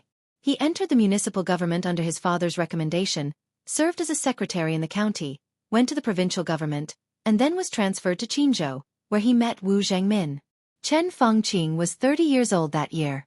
At the age of 32, his father died of illness. 3 years later, he was met by Li Honghe in person and sent an invitation. He received invitations from the Giant Group, the Prince Group, and the Southeast Group. In the face of the city he was in charge of, he made a choice that he didn't know if he should regret or not. That was the second time he passed by Beihai. Then, it was a meteoric rise, a meteoric rise. Councillor of Qinzhou Province. Councillor of Talent Province. Deputy Speaker. Governor of Tianfu Province. Mayor of Sinan City. Councillor of Xianxia State. Speaker of Sinan City. Deputy Prime Minister of Xianxia State. Prime Minister of Xianxia State. He sang all the way. But he still didn't feel that kind of high-spirited feeling. Others had seen him working himself to the bone along the way. But he only felt that he was being cautious. He used his power and resources carefully to plan his hometown, the city he was in charge of, the province he controlled, and the country he represented. He was cautious like walking on thin ice. 71 years of life had come to this day. Scenes flashed in front of him very clearly. Chen Fengqing sat on the bed in a daze, looking out of the window at the sky without the morning sun. The snowflakes all over the sky were dancing in the sky with cold, messy and beautiful. It was quiet. Just like every day in the past many years. He asked about his yesterday. Then he asked about his life. The first question. He felt that he had a clear conscience. He couldn't answer the second question. His heart might be extremely calm, but as he said to Wu Zhengmin, whether it was merits or demerits, only future generations could judge. Chen Fengqing stood up slowly. He drew the curtains to cover the flying snow outside the window. He took a shower casually, changed out of his pajamas, slowly lay on the bed, and closed his eyes. The headache had been relieved, and he didn't need to toss and turn. Soon, Chen Fengqing fell asleep. The world in the dream was a sunset. Chen Fengqing, who seemed to be many years younger, felt that he was standing by the lake of the hidden Dragon Sea and looking at the west. The splendid glow filled the world. The setting sun, which was slowly sinking in the sea of clouds, seemed to be melting bit by bit. The blood of the sun permeated the sea of clouds and the sky, turning it into an incomparably magnificent blood red. The blood red quietly occupied all the fields of vision. Finally, it turned into a pair of eyes. A pair of eyes occupied the sky in the dream and covered the sea of clouds. A pair of eyes that were cold and quiet, but extremely majestic. Those eyes were bright and calm. She looked down at the earth and the hidden Dragon Sea, reflecting the magnificent scene of the whole world, beautiful like a dream. Looking at those eyes, Chen Fengqing was suddenly filled with fear. His consciousness was torn apart by fear, and his complete consciousness was torn to pieces in an instant. Messy thoughts danced randomly in the dream where darkness and light intertwined. Some of them were warm. Some were even scorching. The hot feeling boiled at the highest point of his consciousness. Like a speech without much warmth, it slowly slid down to the unknown. The dream was completely broken. Darkness occupied everything. In the front direction, there was a cliff of tens of thousands of feet and an endless abyss. Chen Fengqing suddenly opened his eyes. Everything familiar in the bedroom did not appear in his sight. There was darkness and nothingness in his sight. The seemingly endless darkness and nothingness filled the bedroom and filled the world. It was quiet and silent. Chen Fengqing opened his eyes quietly. The darkness and nothingness were getting closer and closer to him, like a piece of gauze, covering his body. It was also like the endless floating dust had found a home, accumulating more and more on his body. The darkness fell completely. Chen Fengqing, who was motionless, looked ahead quietly. The darkness that fell completely surged and finally drowned his body in the seemingly endless darkness and nothingness. Until eternity. Chapter 1079. Li Tianlan was still busy when the phone rang in a hurry. In the early morning of Yuzhou, the wind and snow danced wildly. It was as warm as spring in the luxurious suite of the Ritz-Carlton Hotel. Spring was in full bloom in every corner. Li Tianlan had been busy, and his day was rich. For some reason, Li Tianlan did not choose to live in the Bai family after coming to Yuzhou. He just called Dongqing Wudi, Bai Zhanfeng, and Wu Zhengmin respectively, and then booked a room in the Ritz-Carlton Hotel. It was nearly 3 o'clock in the night when he returned to the hotel from the Hidden Dragon Sea. He simply had a midnight snack with Qin Wei Bai and took a shower. It was nearly 4 o'clock. The battle, or one-sided conquest, began in the bathroom. The water in the bathroom splashed out of the fish tank, and 2 delicate fingerprints were left on the bathroom mirror full of steam. The torn bathrobe was thrown out of the bathroom, and the water drops on the sofa rolled slightly. Li Tianlan gently put on high heels for Qin Wei Bai. The crystal lamp in the living room was soft and hazy. A faint fragrance floated. In Li Tianlan's sight was the delicate, cold, and perfect face without any flaws. However, this face that he could not get enough of was obviously flushed at this time. Her eyes were blurred, and her red lips were slightly open. With some rapid breathing, there was a kind of almost fatal charm and temptation in the ethereal coldness. It was a kind of enchanting and soul-stirring after the extreme bloom. Her character made her try to maintain a reserved image after she calmed down a little. But when she saw Li Tianlan put on high heels for her with a serious face, her face became redder. Her legs were a little weak, and she was pulled into the bedroom by Li Tianlan. Her soft legs and slender high heels stepped on the floor like clouds and cotton. The bedroom echoed with a soft song that was enough to make anyone crazy. It was soft, sweet, and greasy. The voice was like melted cold water, with a little reserve and delicate, melodious. Li Tianlan felt like a tiger chasing a butterfly, and every time he had a desire to eat the goddess under him. It was no exaggeration to say that Qin Weibai's existence completely satisfied all the best and most exaggerated fantasies of Li Tianlan about the opposite sex. He was so deeply involved that he could not even extricate himself. The big soft bed seemed to be covered with snow. The snow melted on the sheets. Feeling a little uncomfortable, Li Tianlan pulled Qin Weibai out of bed. In the space on the top floor of the tallest building nearby, a streak of sword energy blocked all possible sights from the outside world. Qin Weibai held onto the window, her cheeks burning. Outside the window was the increasingly messy flying snow. It was pure white, like the best human world. From 4 o'clock until 9 o'clock in the morning, Li Tianlan's military exploits were outstanding. When the phone rang, Li Tianlan was in the most critical state and didn't even pay attention to it. When the slightly hoarse but sexier singing stopped, the two casually took a shower and put away the bedsheets. Then, the phone rang again. Li Tianlan, who had made great contributions, felt refreshed. However, he was too lazy to move at the moment. Qin Weibai was held in his arms in an extremely domineering manner, and his palm carelessly played with her hair. Qin Weibai, with her big misty eyes, gently rubbed against Li Tianlan's chest and murmured something that Li Tianlan could not understand. In the spacious bedroom, the smell of ambiguity mixed with the more intense fragrance of Qin Weibai, forming a smell that gradually made one's heart beat faster. Li Tianlan was tempted again. Qin Weibai shrank in Li Tianlan's arms, covered with the quilt, and pressed one leg on him. Li Tianlan looked down at her and chuckled. "What are you doing?" Qin Weibai looked at him with her watery and bright eyes, and then gave him a hard look. "It's still early," Li Tianlan said. "Gluttony," Qin Weibai said bitterly. "You're so annoying. You only know how to bully me."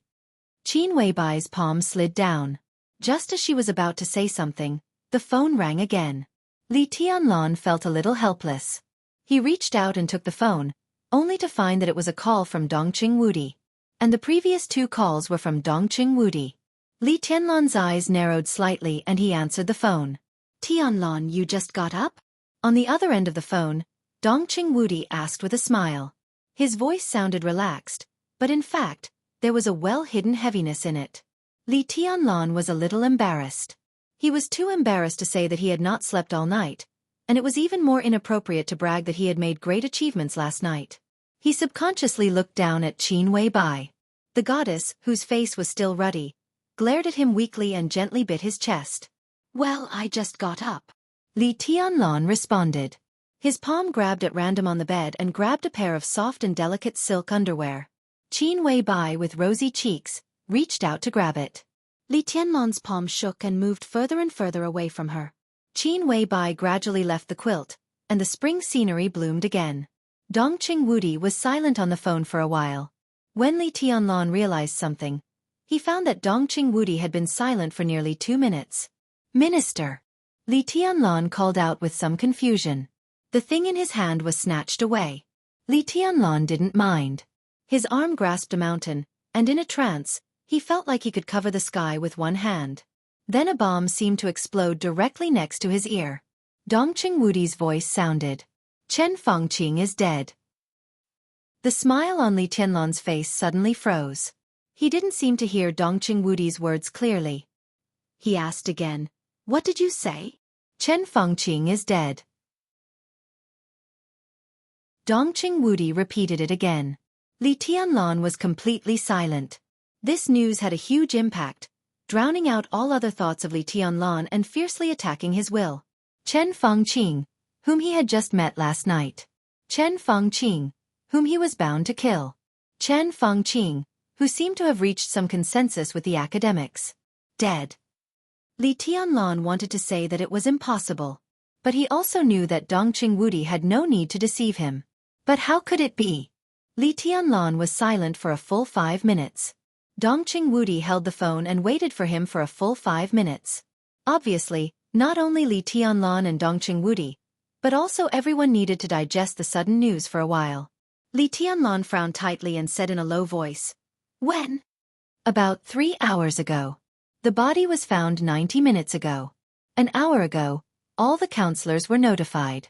We had an emergency discussion and decided to spread the news to the counselors. I called you before, but no one answered. I just finished the meeting. Dongqing Wudi's voice was low. The previous call was also about an hour ago. That was to say, the council wanted to inform him as soon as they found out that Chen Fengqing was dead, but he didn't answer at that time. Li Tianlan frowned tightly and unconsciously stroked Qin Weibai's snow-white shoulder. He said in a low voice, What's the cause of death? Cerebral hemorrhage. Dongqing Wudi said, The forensic doctor has made a simple identification. The brainstem hemorrhage was very large, and the death was sudden. For the time being, we can't be sure of any external factors.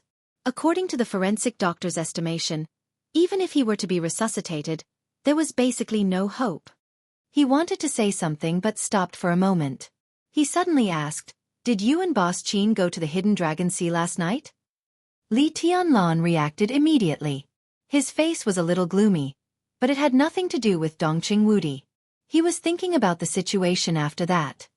Department head, Xiaobai, and I are not stupid.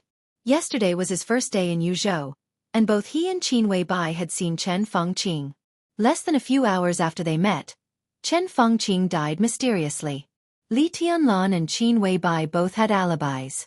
But for someone like Li Tianlan who stood at the peak of martial arts, apart from himself, there was probably no one else in the world who could understand him in detail. He struck without batting an eyelid, causing a person to die a few hours later.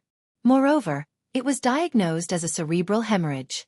It seemed a little unbelievable. Normal martial arts couldn't do it. Even an expert at the peak of the invincible realm couldn't do it. But no one knew if Li Tianlan could do it. Wang Tianzong was missing. In the current dark world, Li Tianlan's height was almost unique and could even be said to be supreme. Moreover, Qin Weibai. Perhaps other high-level officials in Jianghu state didn't know. But Li Tianlan and Dongqing Wudi knew very well that in the spiritual field, Qin Weibai was the real master. There were too many mysteries and weirdness in this field. Hypnosis couldn't be explained clearly. Compared with Li Tianlan's sudden strike, Qin Weibai was more likely to give Chen Fengqing some hints without anyone noticing. Hypnosis could indeed kill a person who was not strong-willed. Chen Fengqing had been in a passive situation recently and was getting more and more desperate. His will was likely to have relaxed. It was just that most people who were killed by hypnosis committed suicide.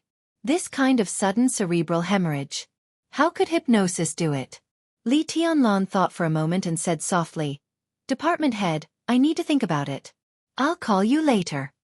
Dongqing Wudi replied with a and seemed to be relieved. To be honest, he really didn't worry about Qin Weibai. No one thought that the goddess, who was devastatingly beautiful, was just a vase, even if she was the most expensive and priceless vase. Her maturity and calmness in dealing with things could be described as wisdom. In the current situation, Li Tianlan was the one who made Dongqing Wudi most uneasy. Chen Fengqing's death was inevitable, but his death now was a great trouble. Qin Weibai couldn't hurt him now. But it was hard to say for Li Tianlan. He might not see those troubles, but he might not care. If it wasn't for Li Tianlan, then was Chen Fengqing's death really natural? No external factors? He silently hung up the phone. Li Tianlan thought silently for a while and lifted the quilt. Qin Weibai straightened up and still kept her kneeling position. Her moist red lips slightly pouted and she said pitifully, "My knees are uncomfortable." Li Tianlan smiled and held her in his arms. After a moment of silence he whispered, "Chen Fengqing is dead." So fast. Qin Weibai was shocked. Her reaction also surprised Li Tianlan. The first thing Li Tianlan thought about when he got the news was how Chen Fengqing died. However, Qin Weibai's reaction was tantamount to asking why Chen Fengqing would die now. Li Tianlan frowned and asked softly, "What happened?" Qin Weibai seemed a little hesitant and confused. With some uncertainty she said, "I don't know. After seeing him yesterday, his mental state was very unstable. I gave him a hint. Under normal circumstances, it would be very effective in stabilizing his mental state. However, that hint to a certain extent is equivalent to a spiritual imprint. He will slowly change in Chen Fengqing's mind." Qin Weibai frowned. To put it simply, Chen Fengqing's mental state was very bad yesterday. It could even be said that he was on the verge of a breakdown. The hint I gave him was not to restore stability, but to overdraw stability. His spirit would be stabilized under the suggestion, but it would also be equivalent to overdrawing his mental strength. As time passed, when the validity of the suggestion passed, he would show different tendencies. At first, it would be self-harm, and then it would develop into suicide. The deadline should be around half a year. Did you decide on the spur of the moment? Li Tianlan asked. Set. I already had plans. Qin Weibai shook her head. Her somewhat misty and watery eyes became clear. We can deal with the Chen family, but if we directly attack Chen Fengqing and kill him directly, even if he retreats, it will cause a very bad impact. My way is very covert. Even if others suspect something, they can't find full evidence. That spiritual hint is indeed to stabilize Chen Fengqing's spirit. Originally, the time of the hint would be up to a year, shortly after the election, but yesterday Chen Fengqing and Li Huaqing appeared together. We can't underestimate Chen Fengqing too much. He has been the prime minister for 10 years. Even if he is at the end of his rope, he is still very powerful. If he plans something with the academics, the election is likely to be variable. So I strengthened the spiritual hint and shortened it to half a year. But why did he commit suicide in one day? Suicide? Li Tianlan was stunned and then shook his head. No, this should have nothing to do with your spiritual hint. Chen Fengqing had a cerebral hemorrhage. It was a natural death caused by massive bleeding of the brainstem. Natural death, natural death. Qin Weibai and Li Tianlan's thoughts were synchronized, and they both said the word at the same time. Then they looked at each other again. Is it really a natural death? For the time being, no one could answer this question. Li Tianlan's face was a little gloomy. Chen Fengqing's death was too sudden. He already knew what he would face next. Let's go and have a look. Qin Weibai turned over and wanted to grab the clothes that Li Tianlan had thrown under the bed last night. No need. Li Tianlan touched her hair. You rest, I'll go and have a look. After a pause, he chuckled. I guess you don't have much strength left, do you? Qin Weibai's face turned red. She and Li Tianlan had a deep understanding of each other. Although they were not married, there was no difference between them and a real husband and wife. But in some aspects, Qin Weibai was still very reserved, the kind of reserve that Li Tianlan could not stop. Gluttony. Qin Weibai rolled her eyes at Li Tianlan and said with hatred. Then, she put the clothes that she had grabbed on the bed. Li Tianlan got out of bed and put on his clothes. Qin Weibai had already shrunk under the quilt. Her body was curled up, and only her face was exposed. The curtains were still open, and the flying snow was like goose feathers. Ruthless landed lightly on Li Tianlan's body. I'm leaving. Li Tianlan bent down and kissed Qin Weibai's face, saying softly. The goddess, who had been gluttonous all night, tried to open her eyes and nodded in a daze. Li Tianlan turned and walked out.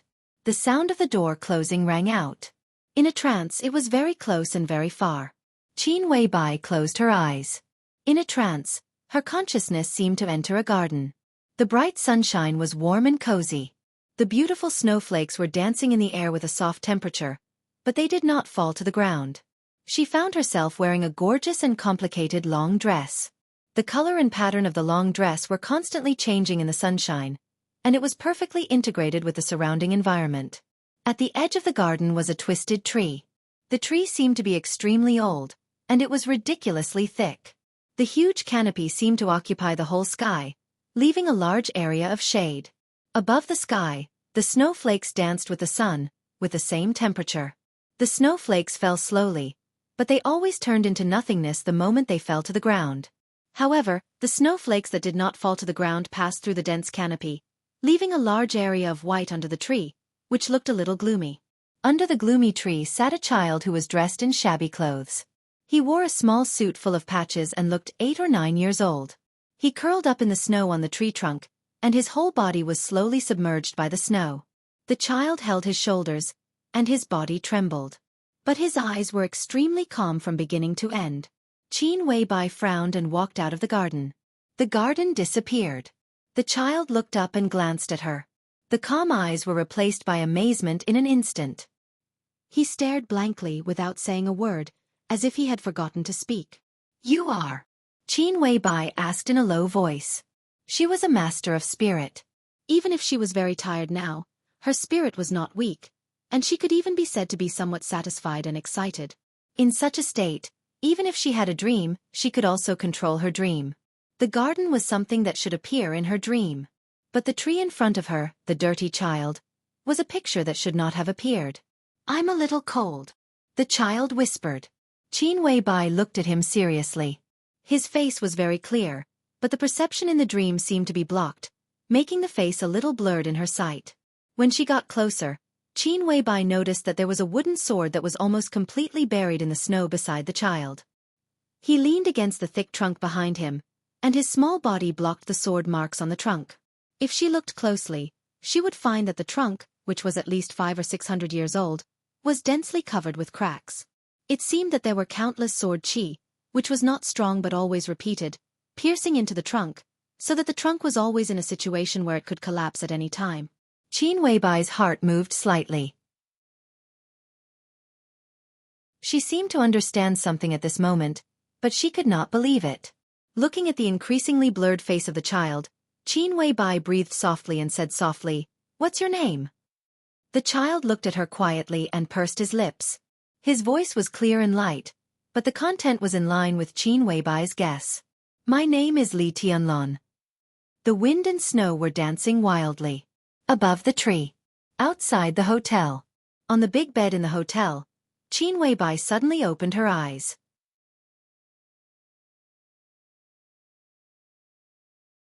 Chapter 1080. When he walked out of the hotel room, Li Tianlan had an idea and pressed the doorbell of the opposite suite. It was Shenyuan Wuxiang's room. To be honest, Li Tianlan didn't know what Shenyuan Wuxiang could do in Yuzhou, but Li Tianlan instinctively took this mysterious but intimate person with him. Chen Fengqing's death made Li Tianlan instinctively feel that Shenyuan Wuxiang would be useful. After all, he claimed to be an excellent doctor, And Li Tianlan had seen his means. Although his means of treatment were incredible, it could be regarded as a medical category that was temporarily incomprehensible. Chen Fengqing's death was sudden and strange. If Shenyuan Wuxiang could get some information from his body, it might be of great use. Shenyuan Wuxiang quickly opened the door. He was dressed neatly and had a kind and harmless smile. "Good morning, big brother." Li Tianlan nodded and asked, "Have you had breakfast?" Shenyuan Wuxiang shook his head and said with a smile, "I went online last night and looked up information all night. It was very interesting. Let's go together." Li Tianlan turned to the elevator. "Come with me to a place later." "Okay." Shenyuan Wuxiang took the room card and closed the door without asking any questions. "What information?" "I can ask someone to find it for you," Li Tianlan asked casually as he entered the elevator. "Ah."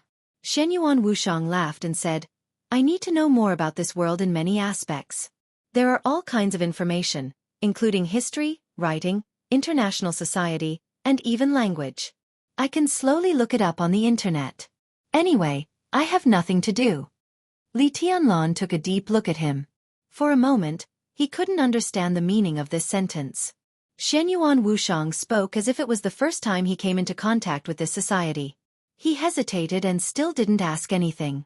If it was something that could be said, there was no need for him to deliberately not say it. The elevator went all the way down. When it was about to reach the restaurant, Li Tianlan suddenly said, "Chen Fengqing is dead." Shenyuan Wuxiang nodded casually. This news, which was enough to shock the whole Jianghu state and even cause a lot of repercussions around the world, was not as important to him as breakfast. "How did he die?" he asked casually. "Sudden death due to cerebral hemorrhage," Li Tianlan said. The news began to spin in his mind the moment Dongqing Wudi told him, which made him a little upset. "TSK, he's really unlucky. If he had met me earlier." Shenyuan Wuxiang sighed and shook his head. "On the surface, it is indeed a cerebral hemorrhage. In a while, you will come with me to the Chen family. I need you to help me take a look and see if there is any other reason. Even if there is a trace of possibility, I want to know." Li Tianlan said slowly. Chen Fengqing's death indeed had a great influence on the new group.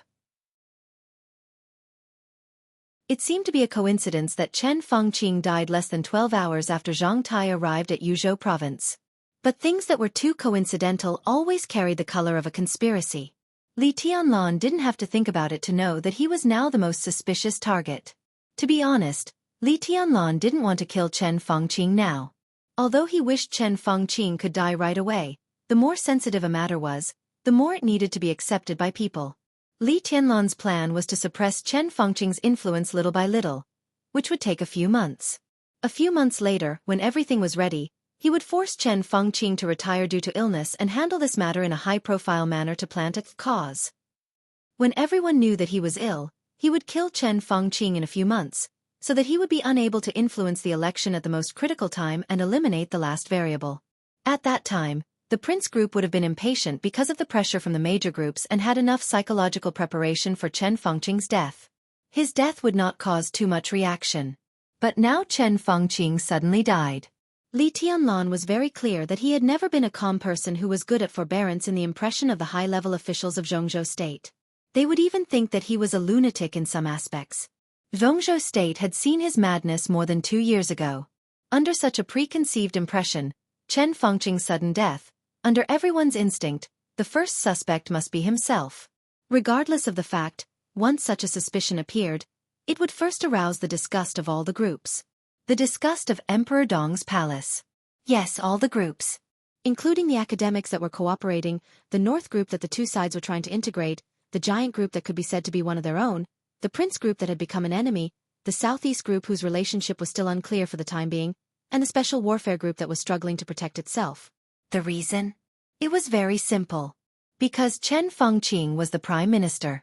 This was a completely different concept from 2 years ago when Li Tianlan slaughtered Qi Mulin's family. Qi Mulin was at the level of deputy governor, and he was not the head of a department. The shock caused by the destruction of his family made Li Tianlan stay in the desert prison for 2 years even with the support of the Giant Group and the Southeast Group. What about Chen Fengqing? He was the prime minister of a country, the real spokesperson of Jianghu state, and the number 2 figure. His end might be miserable, or he might not be worthy of sympathy. Maybe. There were many maybes. But anyway, Chen Fengqing was the legitimate prime minister of Jianghu state now. If the murderer didn't pay any price when such a person was killed, then what was the meaning of the existence of Jianghu state? What was the meaning of the stability of Jianghu state? What was the meaning of the existence of high-level officials? If Chen Fengqing's death had something to do with Li Tianlan, then on the surface, no one in the whole Jianghu state would say a word for Li Tianlan. Even Dongqing Wudi couldn't say anything in public. This was a challenge to the cornerstone of a country and a complete subversion of all the orders. Li Tianlan ate breakfast slowly, but his eyes became more and more gloomy. There were a lot of thoughts in his mind. Qin Weibai imprinted the spiritual imprint on Chen Fengqing and stabilized his spirit. This should have nothing to do with Chen Fengqing's death, but from the perspective of the spiritual imprint, it was a coincidence. Li Tianlan didn't know much about some of the cutting-edge technologies of Jianghu state today. Although he knew it was impossible to tell whether a person had been hypnotized from a dead person, he couldn't be completely at ease, so he chose to take Shenyuan Wuxiang with him. If Shenyuan Wuxiang could find the traces of Chen Fengqing being hypnotized, it might mean that Jianghu state might also know. This matter must be eliminated quickly, so as not to arouse any unnecessary suspicion. After clearing the suspicion on Qin Weibai, it was Li Tianlan's turn. He always knew his own affairs best. Li Tianlan's breakthrough this time left a lot of doubts in martial arts, which he couldn't figure out for a while, but he roughly knew what he could do. His sword energy could make Chen Fengqing's death look like a normal cerebral hemorrhage. But it was impossible to control the time for so long and so perfect. He couldn't do it, but the key was how to explain it and whether others would believe it or not. Seriously speaking, the possibility that others would believe it was really not very big. If they didn't believe it, it meant that the prince group, which was caught off guard and faced with Chen Fengqing's death, would quickly react after a short period of panic and bewilderment. They should have been panicky and wavering, but they would break out a great unity because of Li Tianlan's violence and gloominess. They might even stabilize the prince group again with the full support of Gua Wentian. This meant that in the process of the rise of the new group, the benefits from the prince group would be greatly reduced. The same problem applied to the major groups. When all the suspicions pointed to Li Tianlan, the giant group, which had originally planned to join the new group to wave the flag for Emperor Dong's palace under the persuasion of Dongqing Wudi and Bai Zhanfeng, was likely to hesitate. The North group, which was merging with the new group, would have even more scruples about Li Tianlan's cruelty. Military Counselor did have great influence in the North group, but such influence didn't mean that Military Counselor had any chips in his hands that could threaten the whole North group. Such influence was slowly accumulated in the long-term secret cooperation between the two sides. It was tacit understanding, sincerity, and both sides were very satisfied with the future prospects. And such a prospect would also be cast over with Chen Fengqing's death. The academics would also terminate cooperation with the new group to some extent. As for the Special Warfare Group, it was originally Li Tianlan's personal main area of influence in the future. He originally wanted to completely break up the Special Warfare Group after killing Chen Fengqing. But with Chen Fengqing's death, Li Tianlan's existence would only make them more frightened. Even if the Special Warfare Group completely fell apart and the people in the Special Warfare Group changed their allegiance, there would not be too many people who would choose Emperor Dong's palace. Li Tianlan ate breakfast and sorted out his thoughts. Then he was shocked to find that with Chen Fengqing's death, the future of the new group and Emperor Dong's palace were cast over a very heavy shadow. People in other groups would be afraid of him. However, this fear was not pure. Instead, it was mixed with disgust and rejection. Even if a new corporation were to appear, under such emotions, its scale would probably be greatly limited. At most, it would only be 2/3 of the expected size, and this was under the premise that they were lucky enough. Chen Fengqing's death is very troublesome, Li Tianlan said all of a sudden. Shenyuan Wuxiang nodded. As a prince, he usually studied more than medicine. It was hard to say how old he was, but objectively speaking, it was almost an eternity. He had played many roles and studied many different things. Although he did not know whether it was him or not, his consciousness had never deviated too much. Based on his experience, unless there was a new variable, Li Tianlan would face more than just trouble. Let's wait and see, Shenyuan Wuxiang said softly. He thought for a moment and continued, Big brother, in your current situation, The only choice is to compromise. Even if it's a temporary compromise, after all, there is still nearly a year to operate. It's not a big deal to compromise temporarily. Li Tianlan did not say anything. After a long while he suddenly asked, "What can you see?" "I don't know." Shenyuan Wushang smiled and said, "I have to see it first. Hopefully, I can find something interesting." Li Tianlan took a deep look at him and said slowly, "Your abilities are very strange. You don't seem to be very old, so I don't know what kind of group you are. I think you can't tell me about this. However, it is obvious that you are not the strongest, and the Lin Shi you mentioned is also not the strongest. You can even be regarded as the younger generation, which means that in your group, there are people who are stronger and more comprehensive than you. So, do you have the ability to see clearly what Chen Fengqing experienced before he died?" Shenyuan Wushang was silent for a moment. "Comprehensive," he muttered to himself and shook his head slightly. "No one is comprehensive. Different people are involved in different fields. Big brother, your request involves time, which is the most basic. The requirement is very high, but it's not impossible. But from another point of view, it's also impossible." Li Tianlan felt a pain in the ass. The most critical words became a bunch of messy notes in his ears again. "What do you mean?" he asked patiently. "My father can do it," Shenyuan Wushang said slowly. "That's one of our most powerful abilities. In theory, it's equivalent to imprinting Chen Fengqing into a painting. Through it we can see everything that happened before he died. This so-called everything was not only what he had experienced, but also what he had thought, and even what he had imagined in his consciousness. This ability will only fail for a few people, but Chen Fengqing is not one of them. My father has this ability, but the place is not right. He can't do it here." Li Tianlan was shocked. He didn't understand many things Shenyuan Wushang said, but he understood the most important sentence very clearly. Shenyuan Wushang said that his request involved time, and his father could do it. Could it be understood that Shenyuan Wushang's father could control time? Supernatural ability? The term flashed through Li Tianlan's mind, and then he asked directly.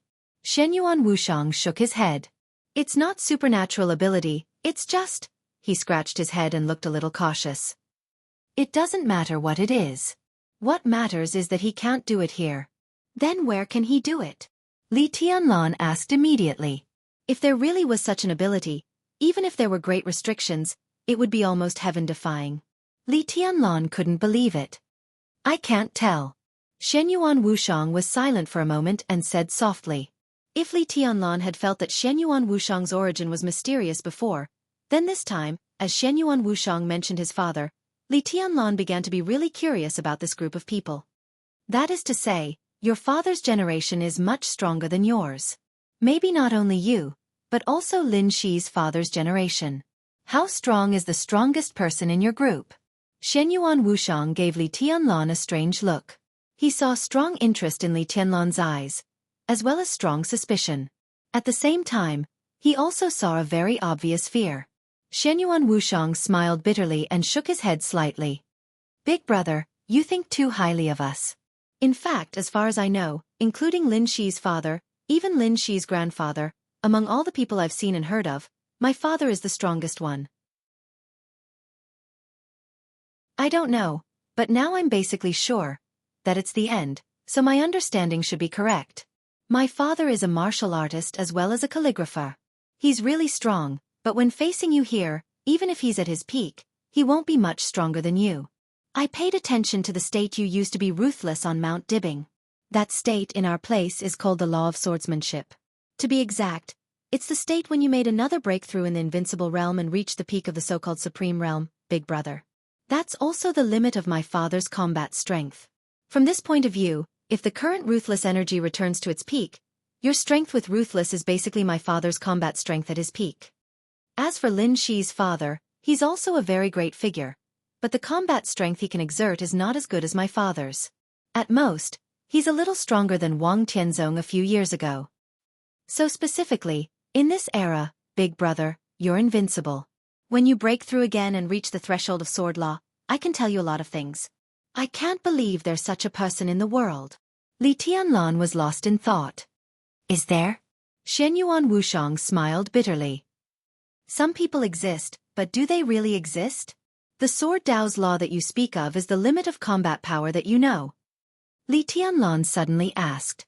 Yes. Shenyuan Wushang hesitated and slowly said, not really. It depends on where it is. After a moment of silence, Li Tianlan lowered his head and drank the last spoonful of soup in front of him. He stood up and said, let's go. Shenyuan Wushang followed him, following his every step. Have you ever thought about what position in Emperor Dong's palace? Li Tianlan suddenly asked. Shenyuan Wushang obviously didn't know much about the outside world.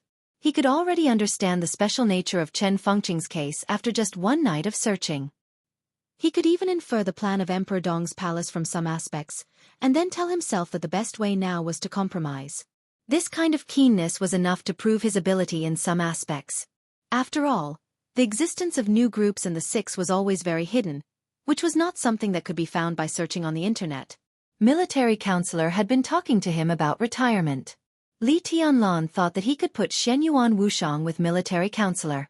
Maybe after a few years of training, Shenyuan Wushang would become the second CEO of Emperor Dong's palace. I'll open a small clinic in Shenyuan City and be a doctor. It's good. Shenyuan Wushang smiled and said, I've already found a security guard. Xing Tian will do. Li Tianlan looked at Shenyuan Wushang and didn't speak for a while. Xing Tian was equivalent to an expert of the invincible realm, and he was an expert who was close to the peak of the invincible realm. Security guard?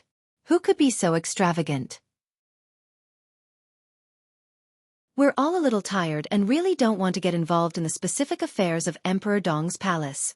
If our speculation is right, I won't stay in Emperor Dong's palace for long, and this precious time may be our last time to rest. He looked at Li Tianlan and said seriously, Big brother, I really want to be free. Got it. Li Tianlan was silent for a while and nodded.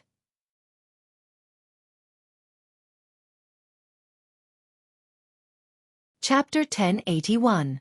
The car slowly entered the manor of the Bai family. When it approached the luxurious villa in the center, Li Tianlan saw Bai Qingzhao standing at the door with a frown.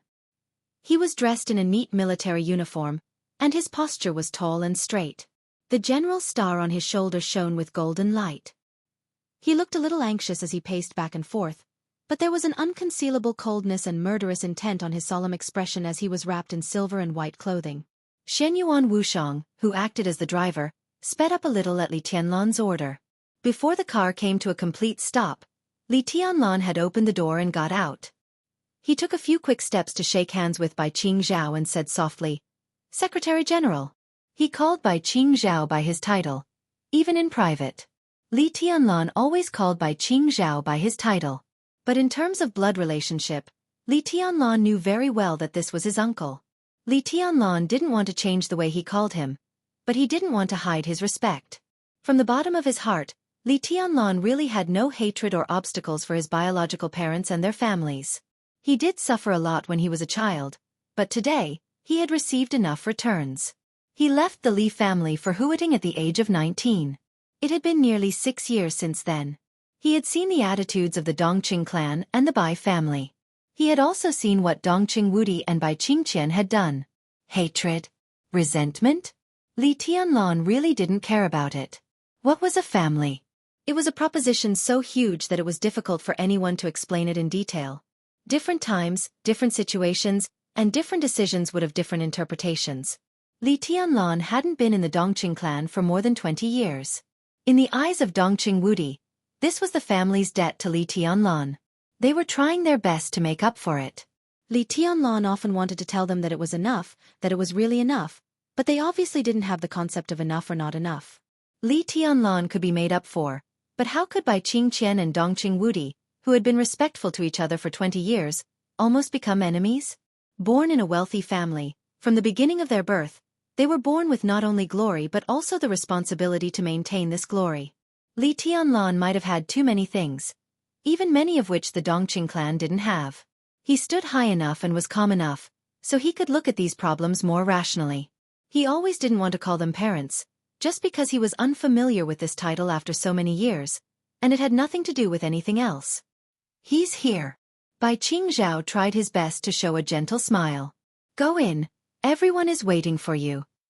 Li Tianlan knew very well who they were.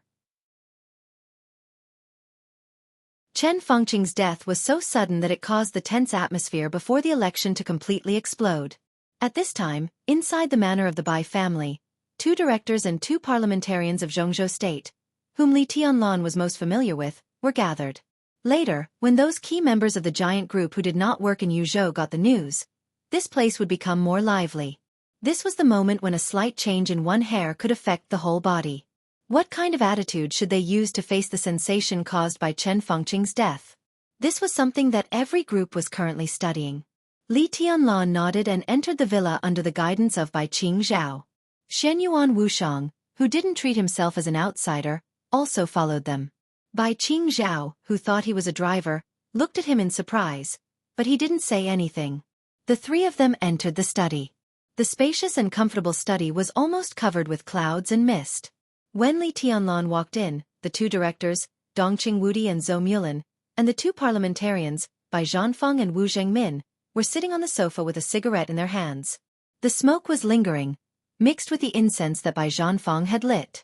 The smell in the study was pungent, but there was a touch of the comfort of incense.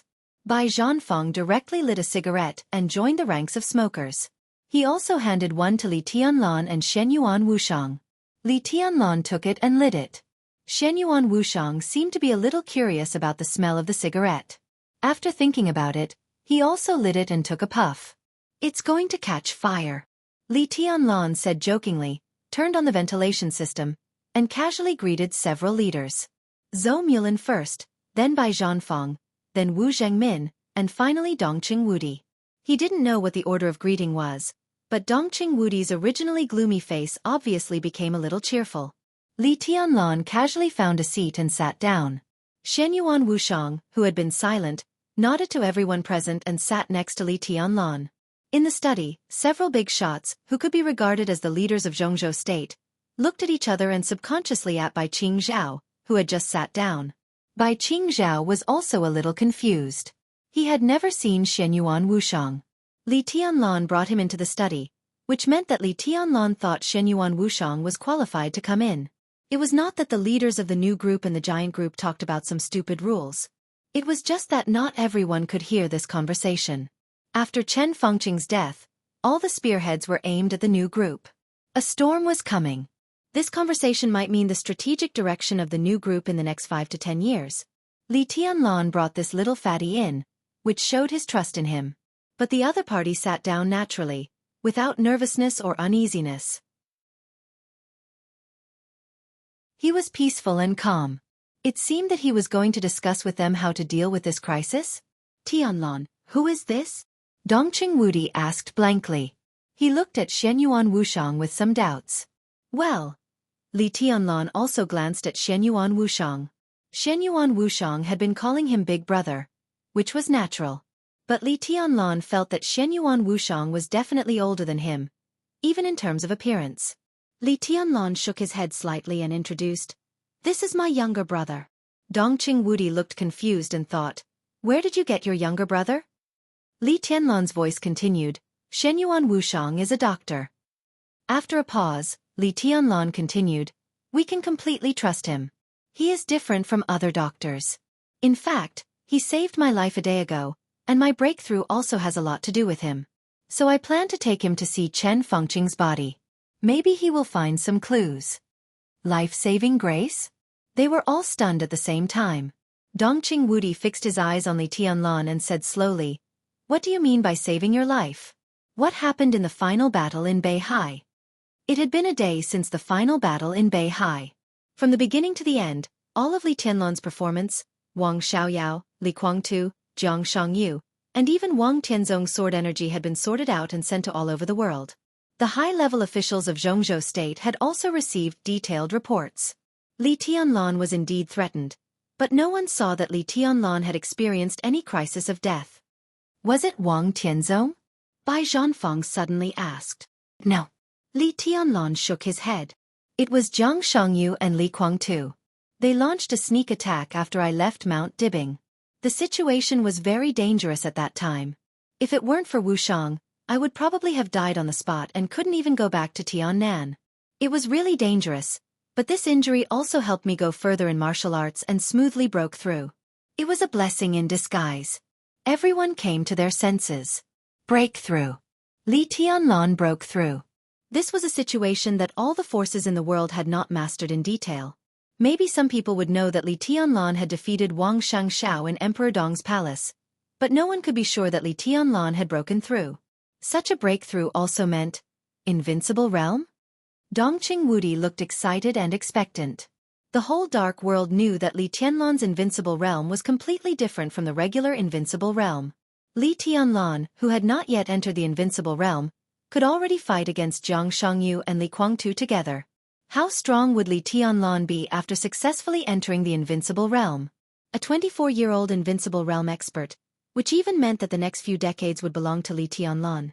Such a long peak period was enough to make any enemy completely desperate. Li Tianlan nodded and smiled. His breakthrough this time was far more than just the invincible realm. Although the increase in combat capability did not meet expectations, it was only because he still had a lot of doubts in his heart. Apart from other things, if the second heart was exposed, it was almost enough to subvert some fields of biology. The interval between his second heartbeats was extremely long, but every beat was strengthening his body. The excessive vitality showed that the second heart beat twice in a day. Li Tianlan had a total of 2 nosebleeds, and the first time he even bled from the 7 orifices. This was still his regular state. In the state of combat, every beat of the second heart would instantly restore his physical strength to the peak state. It was no exaggeration to say that with the second heart, Li Tianlan's physical strength was almost endless. Even Wang Tianzong did not have this kind of breakthrough when he reached that supreme level. In some ways, it was not so much a breakthrough as an evolution. The evolution of life level. However, Li Tianlan himself did not know these things very well at present. Shenyuan Wuxiang knew something, but he could not say many things, so Li Tianlan could only use the word breakthrough to describe his current state. This is really good news. Zhou Mulin, who had the least contact with Li Tianlan, smiled. He looked at Li Tianlan with very soft eyes. Seeing you, I realize that I am really old, and I have to admit that I am old. Bai Zhanfeng smiled. Wu Zhangmin also smiled, and there was some meaning in his eyes. Chen Fengqing's death is not necessarily bad news. Shenyuan Wuxiang suddenly said. Several people turned their eyes to Shenyuan Wuxiang at the same time. Shenyuan Wuxiang smiled very kindly. He looked at Li Tianlan and said slowly, "Big brother, do you have any doubts in your heart?" "I'm not sure." Li Tianlan shook his head. When others were doubting him, he also had a highly suspicious target in his heart, but he was not sure who the target was. The academics, the special warfare group, the prince group, or even Chen Fengqing himself set him up at the cost of his life. All these were possible. "Are you suspecting that someone set you up for this?" Bai Qingzhao suddenly asked. As the eldest son of the Bai family and the backbone of the giant group, Bai Zhanfeng would step down after this election and give up the position of Speaker of Yuzhou. This position was also the focus of all parties at present. When Bai Zhanfeng stepped down and Bai Qingqian went to the new group, Bai Qingzhao would inevitably take over. His position was not completely determined at present, but it could basically be defined. Bai Qingzhao and Dongqing Wudi had a tacit understanding, so after the election, he would still stay in the army headquarters. It was necessary for him to enter the parliament. Obviously, it was not certain whether Bai Qingzhao would be the deputy minister of the army headquarters or the secretary general. This undoubtedly depended on the result of the game between all parties. But specifically within the group, Bai Qingzhao was already a member of parliament in the eyes of many people. If not, Bai Qingzhao would not participate in this kind of discussion. "It's really possible, isn't it?" Li Tianlan said slowly. "I always feel that Chen Fengqing's death is too coincidental. Well, I'm here, so we can first rule out ourselves, and then rule out the real coincidence. Then, someone must have done it secretly, not me. Who else could it be?" If that's the case. Dongqing Wudi's eyes were a little cold. The other party is really ruthless. His plot must be big. Is the position of the head of the cabinet enough? Wu Zhangmin suddenly asked with a smile. This sentence was tantamount to saying that it was the academics who played tricks in the dark. Killing Chen Fengqing and framing the new group made the new group suffer a major setback. It had to compromise on some key issues and support Hua Zhangyang to take over. At present, this was undoubtedly the most critical issue. President. Zhou Mulin recalled Li Huaqing and finally shook his head slightly. He doesn't look like a person who can do this kind of thing. Neither does Hua Zhangyang. Zhou Mulin could be said to be the most low-key of the directors in Jianghu State. Even Zhou Yunhai, who had the weakest sense of existence, was more high-profile than him. Since Dongqing Wudi became a director 5 years ago, Zhou Mulin basically lived an early retirement life except for speaking out on some major issues. Although the old man kept a low profile, he was very accurate in judging people all his life and almost never made a mistake. His words at this time obviously did not agree with Wu Jingmin's inference. Gua Wentian? Bai Zhanfeng suddenly asked. He has the motive to do it, but he may not have the strength. Dongqing Wudi shook his head. I heard that Gua Wentian spent some time alone with Chen Fengqing yesterday. The prince group is in a bad situation now. Chen Fengqing's death is easier to unite them against the common enemy. Bai Qingzhao said thoughtfully. What about Chen Fengqing himself? Li Tianlan suddenly said. Dongqing Wudi was stunned. Everyone was stunned. You mean? Suicide? Dongqing Wudi asked in a low voice. The study fell into silence. Everyone was thinking about this possibility. Chen Fengqing is not a good person. Li Tianlan said blandly. But if he is a responsible prime minister, no one can refute it. I will kill him, but it doesn't mean that I don't approve of some of his characters. He has indeed devoted his life to Jianghu State. Ha! Li Tianlan suddenly sneered. He always called me a national thief.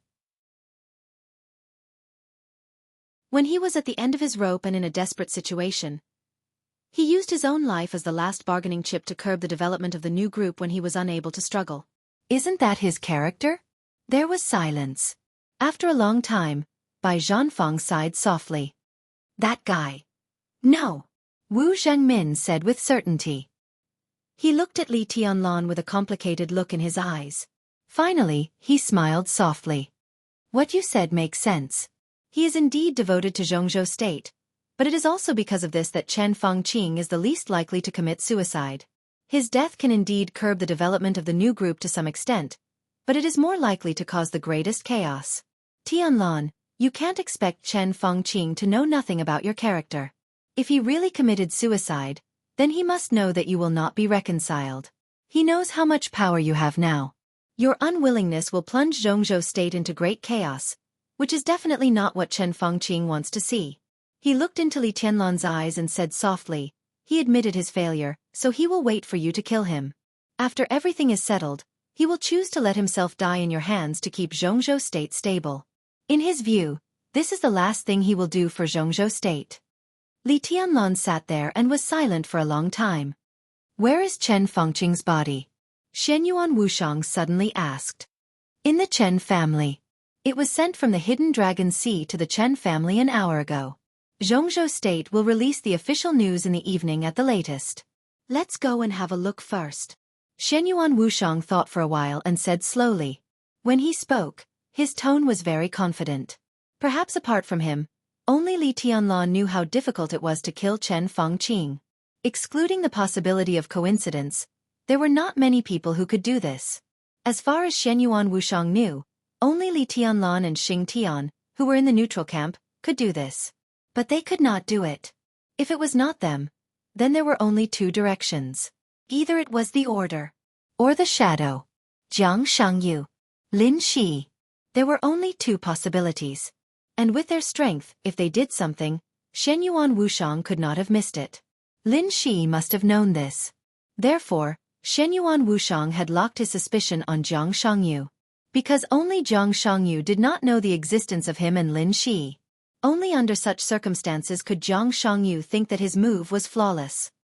As long as we really confirm the cause of Chen Fengqing's death and find out the inside story, then we can find out the person behind the scenes. For the new group, this is not a bad thing. Shenyuan Wushang smiled, and his voice became calmer. Li Tianlan suddenly glanced at him and said thoughtfully, Do you already have a suspect? Yes, but I'm not sure. Shenyuan Wuxiang said, I can tell you a piece of news. Before the decisive battle in Beihai, Jiang Shangyu and President Li Huaqing had a very secret communication. The specific content is unknown.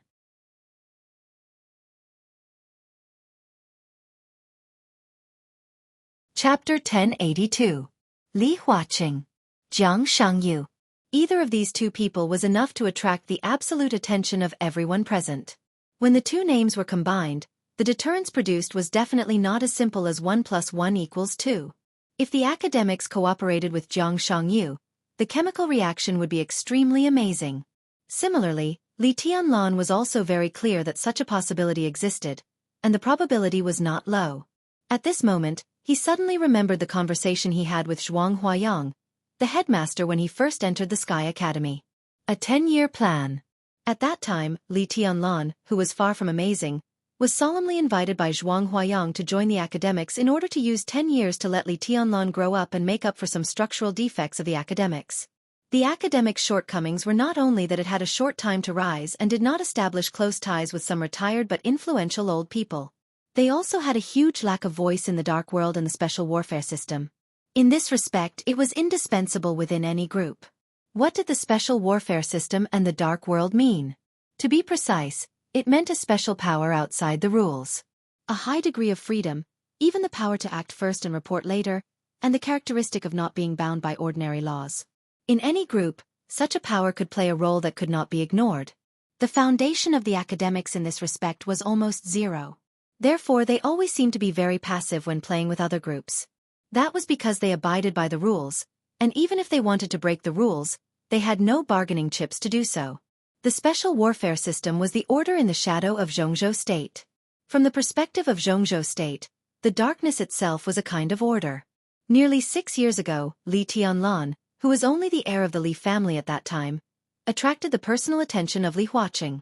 Li Huaqing instructed Zhuang Huayang to invite Li Tianlan to join the academics, and then facilitated the short-term cooperation between the giant group, the academy, the Samsara Palace, and the Li family. From this point alone, it could be seen how strong the academics' voice in the special warfare system and their desire for masters were. Li Tianlan's growth might have twists and turns, but on the whole, it was smooth. However, in a few years, the general trend changed, and Li Tianlan gradually drifted away from the academics. At this time, especially when the special warfare group was in turmoil, Jiang Shangyu and Li Huaqing secretly contacted each other. Did Li Huaqing intend to make Jiang Shangyu the core figure of the academics in the special warfare system? In contemplation, Bai Qingzhao was the first to speak. His tone was a little doubtful, but it was relatively soft. Mr. Shenyuan, you also said that this is a secret contact between the president and Jiang Shangyu. May I ask how you know about this? Shenyuan Wuxiang looked at Li Tianlan. Li Tianlan nodded slightly, indicating that everyone present could be absolutely trusted. Shenyuan Wuxiang smiled and said softly, I can hack into the entire network of East Island, control their weapon systems, and enter their core database. Naturally, I can also enter the core database of Jianghu State to see something. In fact, although the network protection of Jianghu State is much more advanced than that of East Island, there is no qualitative change. I checked Li Huaqing's communication record and saw the conversation between him and Jiang Shangyu. The time was 26 minutes. Starting from this point, it's easy for me to investigate something. The only pity is that I don't know what exactly they talked about. There was dead silence in the study. 2 seconds later, Dongqing Wudi suddenly stood up and stared at Shenyuan Wuxiang with burning eyes. Everyone looked at his seemingly harmless smiling face. A dog that bites doesn't bark. Although there was something wrong with this description, they all had the same thought in their minds. Dongqing Wudi looked at the fat man in front of him seriously, as if he wanted to record his appearance in his mind. The way he looked at Shenyuan Wuxiang was strange and complicated. It was as if he was looking at a devil, an angel, or a nuclear bomb that could destroy the entire world, or something else. He could freely hack into the core database of Jianghu State and East Island, freely tamper with all the communications of a country, and freely control all the weapon systems. What did this mean? It was clear just by looking at East Island the night before. If what Shenyuan Wuxiang said was true. No, what he said was true. The 3 fleets of Murderous Bird, Giant Whale, and Black Dragon had now been incorporated by the Jianghu State Navy. For this matter, Dongqing Wudi talked with Li Huaqing for a long time. Although this matter hadn't been discussed in a parliamentary meeting, the general direction had been confirmed. These 3 fleets would be incorporated into the South Sea Fleet and become the strength of the new group in the Navy. The 3 fleets would be merged into an aircraft carrier fleet, and Li Tianlan would personally appoint the commander and be awarded the rank of lieutenant general. The 3 fleets and the slow response of East Island for a whole night were the embodiment of Shenyuan Wuxiang's real strength. Except for the fat man in front of him, no one knew what happened in East Island that night. In that state, East Island was in a state of war. All the communications were interacting with each other at a high frequency. The imperial family, the cabinet, the army ministry, all the major martial arts schools, the rear of East Island, the front of Beihai, the special warfare system, countless departments, and countless people were exchanging information at any time. In such a highly vigilant situation, Shenyuan Wuxiang easily got the control of all the weapon systems in East Island and controlled all the communication networks. In that state, there were countless phone calls communicating with each other every minute and every second. If one of the phone calls made people feel that something was wrong, the delicate but extremely fragile network that Shenyuan Wuxiang weaved would be completely broken. But under such circumstances, Shenyuan Wuxiang didn't have any accident, and everyone was completely fooled by the false communication. For East Island, this was a dream. In the dream, Shenyuan Wuxiang was an angel. When he woke up from the dream, Shenyuan Wuxiang directly turned into a devil. This kind of person, this kind of ability, should be respected and valued at the highest level in any country. Everyone. When everyone was confused about East Island's behavior last night, the culprit showed up right beside them. It was him. He actually did it. If Jianghu State had such a person. Dongqing Wudi was a very arrogant person, but at the same time, he was also a person with extreme self-restraint. But when he saw Shenyuan Wuxiang and thought of East Island last night, even with his self-restraint, a logical idea directly popped up in his mind. With Shenyuan Wuxiang, Jianghu State could completely unify the whole world. What a ridiculous statement. What a crazy ambition. Unifying the whole world became the supreme will of hundreds of countries. This sounded inconceivable, but at this moment, it seemed so logical. Shenyuan Wuxiang could play East Island in the palm of his hand, which meant that the so-called top-secret and perfect firewalls of any country in Jianghu State, Star State, Snow Country, European land, or any other country in the world were useless in front of him. Hypothetically, under such circumstances, Jianghu State could completely invade without any scruples. Counterattack? There would be no such thing. When Shenyuan Wuxiang controlled the enemy's weapon system, the only counterattack the enemy could do was to use manpower and some guns. This level of control could even make all the high-tech weapons of the enemy turn around to attack their own country. To unify the whole world, Jianghu State would not even sacrifice the life of a soldier. It was so crazy, so absurd. Whether Jianghu State had such an idea or not, Dongqing Wudi was a soldier. A soldier's duty was not only to protect the country, but also to expand the territory. At this moment, Shenyuan Wuxiang in front of him was undoubtedly a treasure, which made him extremely surprised and terrified. Such an ability could indeed unify the whole world. But if there was really such a so-called unification, then did all this have anything to do with Jianghu State? Rather than saying that Jianghu State unified the world, it was better to say that Shenyuan Wuxiang unified the world alone. Such an ability was so obvious that it had nothing to do with Emperor Dong's palace. That kind of unscrupulous invasion was almost everywhere and impossible to guard against. In everyone's eyes, such a Shenyuan Wuxiang was both a devil and a god. Dongqing Wudi just looked at Shenyuan Wuxiang. There was a strong surprise in his eyes, and there was also undisguised cold-killing intent. No matter how strong Li Tianlan was, he was only one person after all. He might be able to fight against the whole world and hundreds of thousands of troops, but he was still one person. What he could guarantee was absolute domination in the dark world. Even if Li Tianlan was 100 times stronger, he could not destroy the whole world in an instant. Everyone would be afraid of him and would be afraid of him. The world could accommodate Li Tianlan. Shenyuan Wuxiang was different. Completely different. He had the ability to rule the world at will and destroy the world at will. Li Tianlan at least needed to draw his sword to kill. And he was just a simple invasion. He invaded Jianghu State, Snow Country, Star State, and any other country. With a bang, the world would be destroyed. What was this? What the hell was this? Such a person should not exist. His existence would be absolutely hostile and feared by everyone.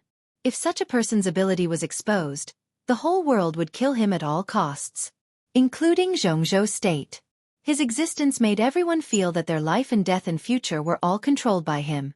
But in the face of that terrifying possibility, even Li Tianlan was a nonentity. Tianlan, can this person be trusted? Dongqing Wudi slowly turned his head to look at Li Tianlan, his eyes extremely solemn. Tianlan, kill him. Bai Zhanfeng was silent for a long time before he slowly said. His tone was firm and tough. Kill. Wu Zhengmin expressed his attitude without hesitation. No matter what, he has to die. Kill him. Zhou Mulin also said. Boundless killing intent completely surrounded Shenyuan Wushang. Shenyuan Wushang shrugged helplessly. He doesn't have this ability now. Li Tianlan shook his head and said the most important information. After a pause he said again, and he can be trusted. No one spoke. Li Tianlan frowned. Perhaps because he was facing his own people, he did not hide his dissatisfaction. I said, he is my brother. Still silence. After a long time, Dongqing Wudi let out a long breath. His eyes were a little complicated. How did you do it? It's a prop. Shenyuan Wushang smiled and said, or you can understand it as me using that prop to temporarily replace the network system of East Island and invade their core database.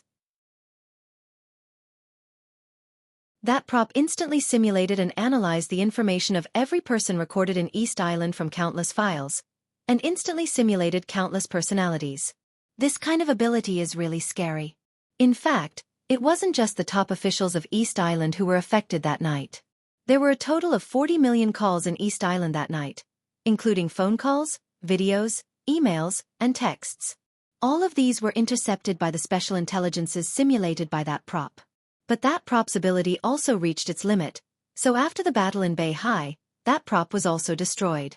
What he said was half true and half false. For example, that prop. If he hadn't appeared in front of Li Tianlan with virtual travel and taken Li Tianlan to do another virtual travel, Shenyuan Wushang's glasses wouldn't have been destroyed. That pair of glasses could have allowed Shenyuan Wushang to travel in every corner unscrupulously and invade every secret location at will. Simulating tens of millions of intelligences in an instant was nothing for that pair of glasses. It was nothing. But the truth was that the glasses were indeed destroyed, and Shenyuan Wushang really didn't have the ability that made everyone so afraid. A prop. The giants in the study looked at each other for a while. Where did that so-called prop come from? Wu Zhengmin asked in a deep voice. Shenyuan Wushang didn't mind their aggressive attitude and said slowly, it originally belonged to my sister. Later, she gave it to me. For me, it's the most precious thing. Where's your sister? Zhou Mulin looked serious. Shenyuan Wushang was silent for a while, then said sadly, she's dead. Dongqing Wudi looked at Shenyuan Wushang seriously. His intuition told him that Shenyuan Wushang wasn't lying. He breathed a sigh of relief but also felt a little pity. If it was just a prop, its value would be completely different. What a pity! Wu Zhengmin smiled and said, that prop. If it could still be used, it would be enough to be the most important strategic weapon of the country. Even if it could only be used once, it would be a great deterrent. This kind of weapon makes everything developed by other countries meaningless.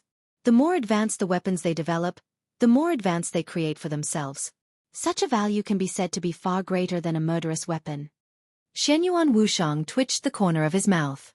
He subconsciously wanted to say that it was nonsense, but he held back. The murderous weapon of Miracle City was something he had always paid attention to, so he also knew some information. Obviously, when people here found King Wei, he was in an absolutely weak and seriously injured state. Even his consciousness was about to dissipate, leaving only a little instinct. With King Wei's particularity, in the real environment of Miracle City, his injury could only get worse and worse, without any possibility of recovery.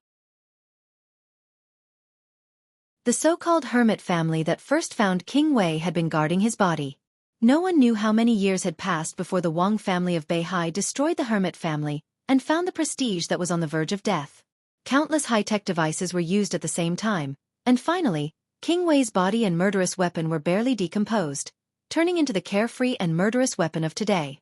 At present, even if King Wei's body was reunited, he was still seriously injured and could die at any time. His power was completely incomparable to that of his heyday. But even so, once King Wei's body was reunited, his energy should be able to barely form a small circulation around Li Tianlan. With the supplement of Li Tianlan's sword energy, his energy could be self-sufficient. Its power was at least countless times stronger than that of ruthlessness at its peak. When Li Tianlan returned, King Wei in his heyday would be equivalent to the existence of the peak energy source. This was the only weapon that occupied the throne in the corridor of time and space over the incomparably long years. It was the weapon of the first emperor. If King Wei hadn't died with Li Tianlan, the current corridor of time and space might have been King Wei to take the position of King of War. Compared to King Wei, the little tool in front of him was nothing. Is there any more of such a prop? Bai Zhanfeng asked slowly. Shenyuan Wuxiang shook his head. No. The giants all breathed a sigh of relief. Some were glad, but also disappointed. Their moods were extremely contradictory. That is to say, without that prop, no one in the world can invade at will like you, right? Dongqing Wudi asked. Shenyuan Wuxiang thought for a moment and grunted. Such people actually existed. The strength of Lin Shi's apostle was no less than that of his sister. If he did it himself, the effect would be many times better than that small prop. But he could indeed do it. Obviously, they were now being targeted by the eldest princess. Under such circumstances, the most he could do now was to search for information and occasionally use virtual shuttle to escape for his life. The dignified apostle, whose destructive power was almost invincible among his peers, could only escape for his life and search for information. The corners of Shenyuan Wuxiang's mouth curled up slightly. He was somewhat gloating. That's the end of this matter. Dongqing Wudi said slowly, Tianlan, don't publicize this matter. It can't be explained clearly. As long as he is around you, it will cause others to be afraid, which is not a good thing. No one will believe that he can only use that ability once. As long as he is around, you will be in trouble. Such a person is a real devil in the eyes of his opponents, but in the eyes of his own people, he is equivalent to an angel. Once this kind of trouble is publicized, it may cause very bad results. Devil angel. Shenyuan Wuxiang laughed. In fact, my greatest wish is to be an angel. Unfortunately, at least so far, I haven't seen any hope of becoming an angel. Bai Zhanfeng obviously didn't like Shenyuan Wuxiang. Seeing that the fat man was serious, he snorted and said grumpily, Why don't you say you want to be a god? God is the human definition of a powerful creature beyond the scope of understanding. This term is strictly abstract. In a sense, it doesn't exist. Even if it exists, a god may not be stronger than an angel. So you recognize an angel, but refuse to recognize a god. Li Tianlan suddenly added. No one else spoke. Instead, they looked at the two of them as if they were looking at a mentally disabled child. Zhongzhou State had always been a country of atheists. I'm just against the term god. I don't deny certain powers. Angel is just a title. As for a god, I agree with it. But even if it really exists, it shouldn't be called a god. It should be a superconsciousness that is above everything and creates all things. It's something we can't see. Specifically, we have another name for those who are like gods and have absolute power. It's about truth and irreplaceable. We call them. Shenyuan Wuxiang smiled and said softly, Master. You're tuning in to the Wisdom Diary YouTube channel. Don't forget to subscribe and join us on this journey to catch the most captivating stories.